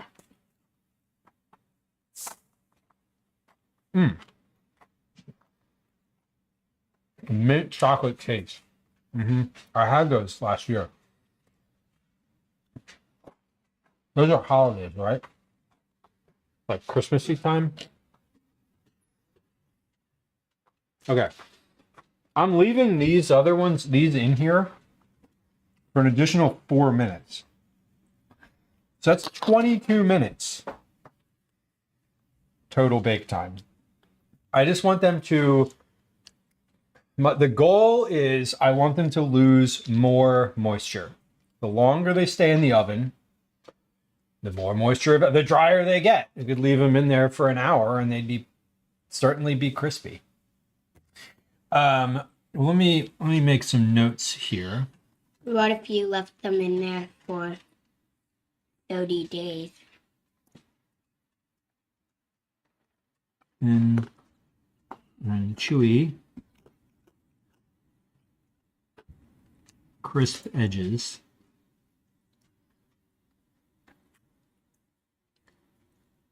And then we'll see how they are after 22 minutes.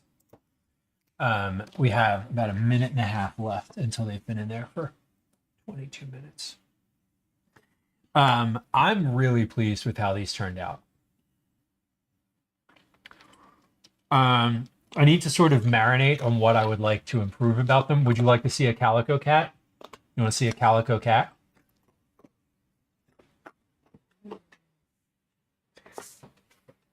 We have a little calico. LC. That's where her name comes from. LC, little calico. Yeah, it can be ELSIE or just an L and a C. We just spell it LC because calling her LC with letters would be weird.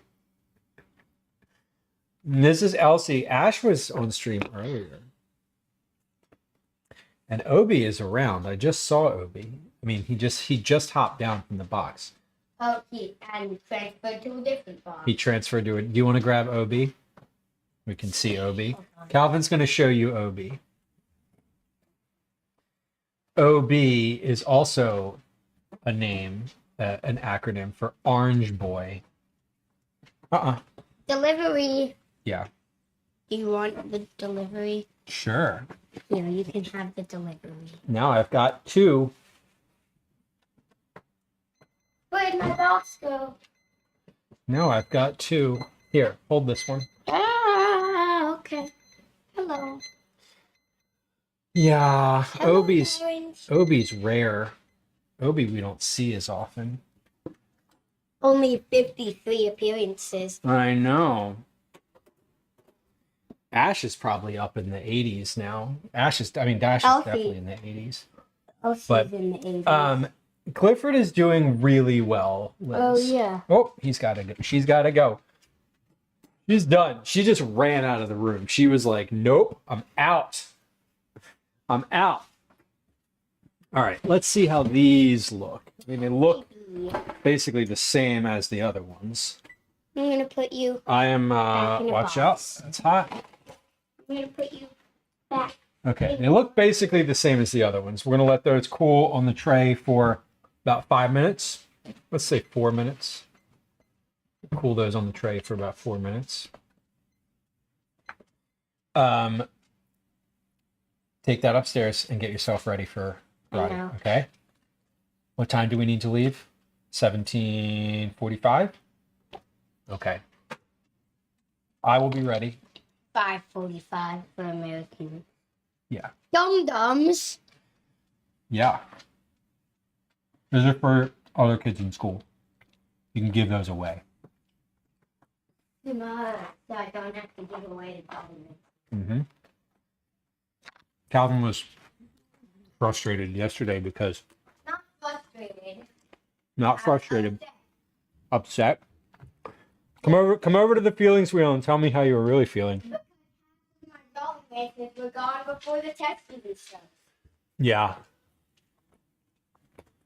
I only had like 2 today. They're taking state testing and they're allowed to have candy during the test. And so I got him some Jolly Ranchers, which are not normal. I mean, not normal, like he doesn't usually do candy like that. He does candy, but we just don't usually do Jolly Ranchers. Not the point. The point was that other kids in school were basically like, can I get one? Let me get one. And he like gave away a bunch of his Jolly Ranchers. So today I bought a bunch of Dum Dums, lollipops. These. When I was at Reading Terminal. And so I was like, you can give those away instead. Broccoli says your calico is a bossy, you know what? You know, Elsie's not bossy, but she is the boss.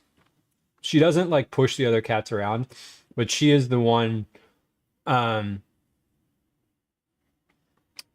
She is definitely like the leader of the cats. So far as I will let me how do I say this? How do I say this nicely? She got the most common sense and brains out of all of them. Let's see. What is our cat count at? Oh, we're tied. We got a tie. Elsie and Ash are tied for the most appearances on stream. Yeah.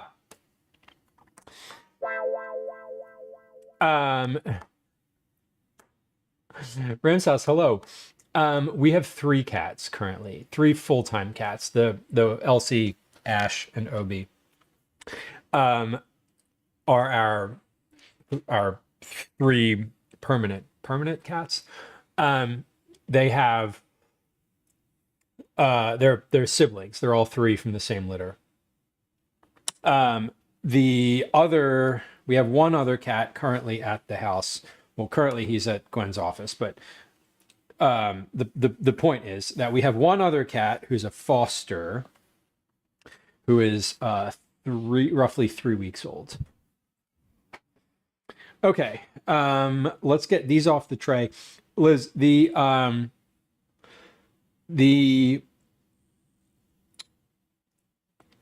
Mario tournament went really well. Well, I say it wasn't so much a Mario tournament as it was like all the kids kind of being at the house and then like they played Mario. I think they did a tournament, like they did like kind of a tournament setup thing, but um Calvin's up there yelling details. They hung out at the house. They like hung out and played. They played laser tag and then they were running around. They were on the laptops for a little bit. Like there was just like kids in the house kind of hanging out. It went really well. They liked the snacks. Calvin said that the brownies were very popular. Gwen liked the caramel corn. I particularly loved the Chex Mix, or not Chex Mix, Muddy Buddies. Yeah, whatever we want to call those. And all the snacks went. They even ate most of the fruit, which was, I was like, great, that's amazing. So it went really well. I got a bunch of poppy like the low sugar like soda replacement things. So they like those. I think it went well. It went sort of as it went as expected, I think is how I would say. We had a new friend come over, which was cool. Their parent was quite communicative and they seemed to be okay. So overall, I think it went really well. Would do it again. I personally like having all those snacks in the house. What I like is making a bunch of the snacks and then having most of them get eaten and having like a few leftover snacks. Because like if you make a whole batch of something, like then you have a whole batch of something around. But like it was kind of nice being like, all right, well there's like 4 Rice Krispies treats. That's a good amount. Unless you're Gwen, in which case there were not enough. So I think it went well. These, speaking of going well, also look good. I think the first ones were 18 minutes. These are 22. I think 20 might be the good happy medium here. I'm gonna let these cool down, obviously, completely, to have a better understanding. But these ones, the first ones that came out, are now, the ones that I pressed are crisp. Like I could snap these, I think. Yeah. So the ones that I pressed are completely cooled and they're crispy now, which is pretty good. You can taste the beet, which is good. These are 22 minutes. The edges look slightly browner, slightly burnt on one of them. Some of them look basically the same. So I'm going to try these for texture.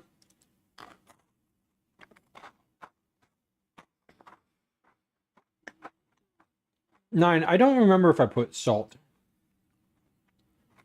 as much. I know the first time I made them, I put powdered sugar on them, which I do think would be very good. Last time I probably did put salt on them.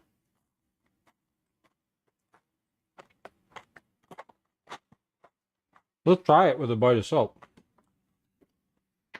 It's not gonna, if I put it on now, it's not gonna stick, but I could still put like a bite of salt, like a piece of salt on it and give it a try.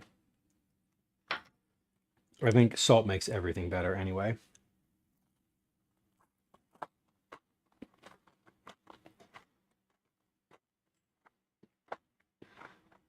Mm-hmm.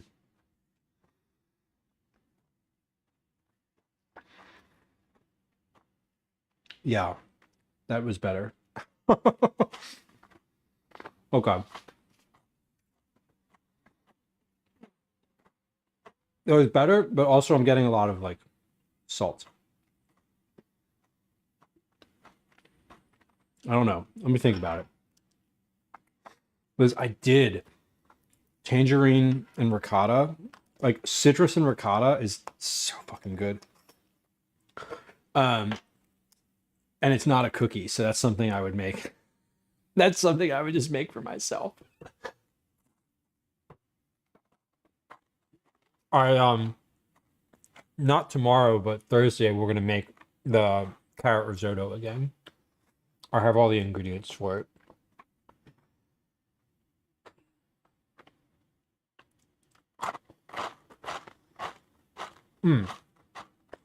Okay. These are way better than they were last time. Way better. So we're almost there. I feel like we're almost there. I'm gonna let these completely dry because right out of the oven it's great.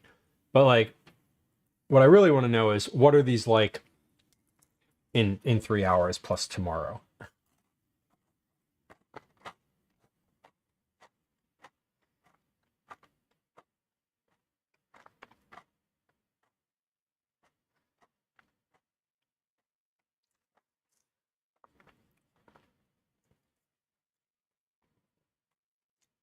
Okay.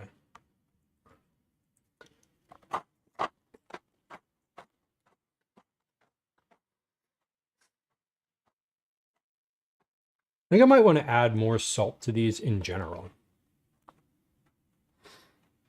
Like I think that it would help them. I think it would help the beet flavor a little bit. I might try adding some beet powder to these too, just to get the flavor up without adding more liquid. So we'll see.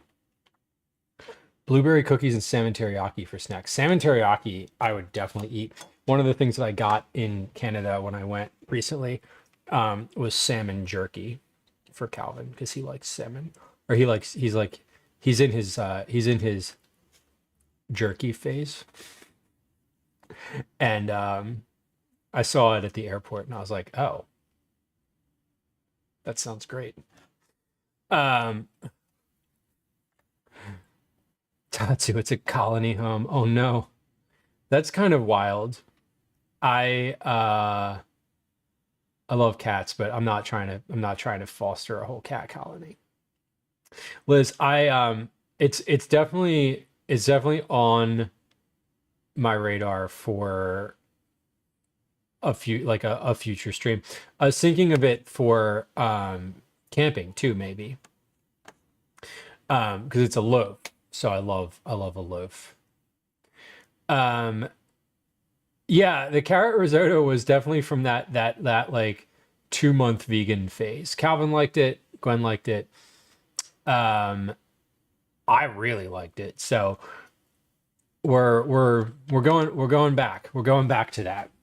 At least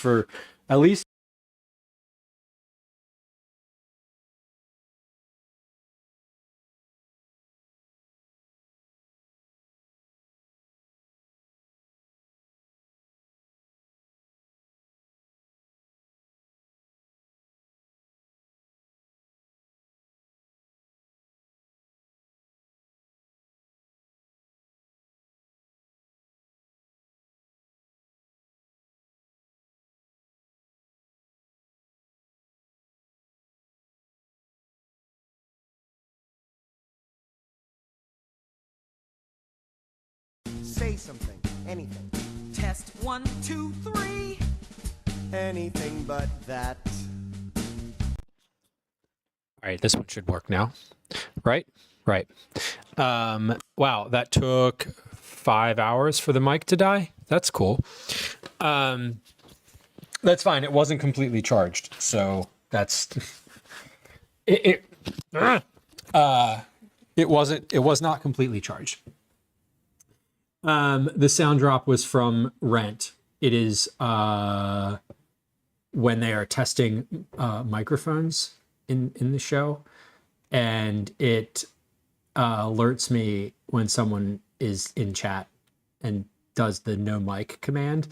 It is an audio alert, because otherwise I might just keep talking for a while. It's happened before. It'll happen again. Anyway, with the Beet things, I was thinking about, we were talking about like cookbooks the other day. One of the things that I was like, oh, it'd be really fun to write a cookbook of like hidden vegetables. Like, how do you cook asparagus so that your kid will eat it, you know? Large breeds broccoli. Yeah, I like a large breed dog. Little dogs are great. I like a large breed dog only, and not like the massive ones either. The ones that you can like walk, the ones that are like more walking oriented, because I'm very walking oriented. So that's generally what I like to get out of my animals. The secret Beet message. No, I was just talking about how I think that would be a fun like cookbook to read. Because like I've done a couple recipes where the goal is to like hide the thing, right? Like I just published one. It might be live. Command recipes in chat. I'm actually not sure if it's live yet. I think, oh, it is. It definitely is. It's an asparagus, cheddar asparagus tart that we worked on stream. The goal is to like hide the asparagus. I did one with, the tomato and lentil soup that I did last fall, was like, let's, kids love tomato soup, but let's hide the lentils, let's make it so that it's a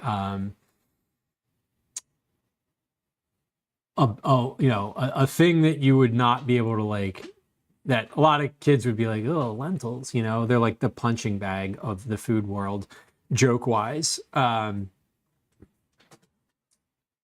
Maybe not as much as beets, but I think beet cookies, definitely something where you would be like, all right, if you're a kid, maybe like, all right, I'll give it a try.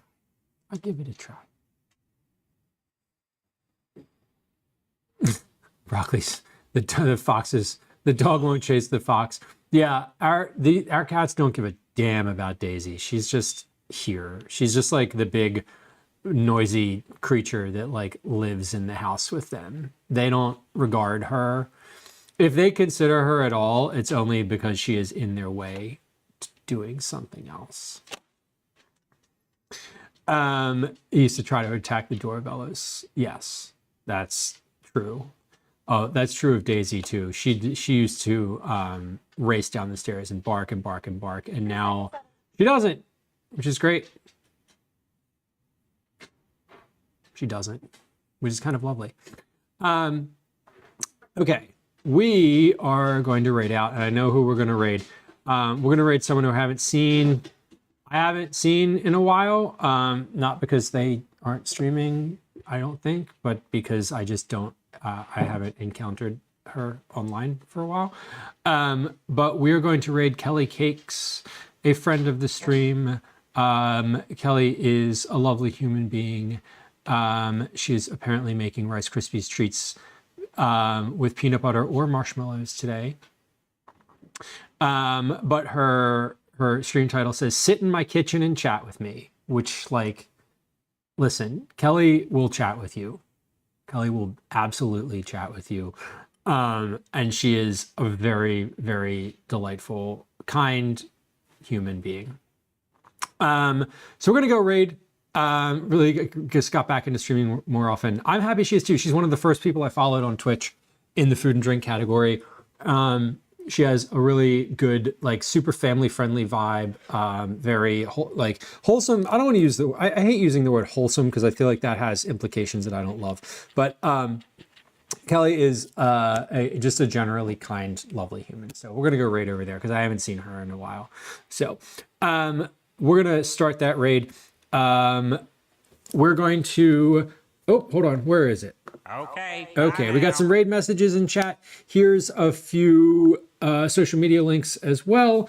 I would love it if you would go subscribe on YouTube. That would be amazing. Thank you so much. Speaking of YouTube, this is where we end today. I hope you all have a lovely one. Please subscribe to the channel if you haven't already. Please hit like if you haven't already. Thank you. I appreciate you.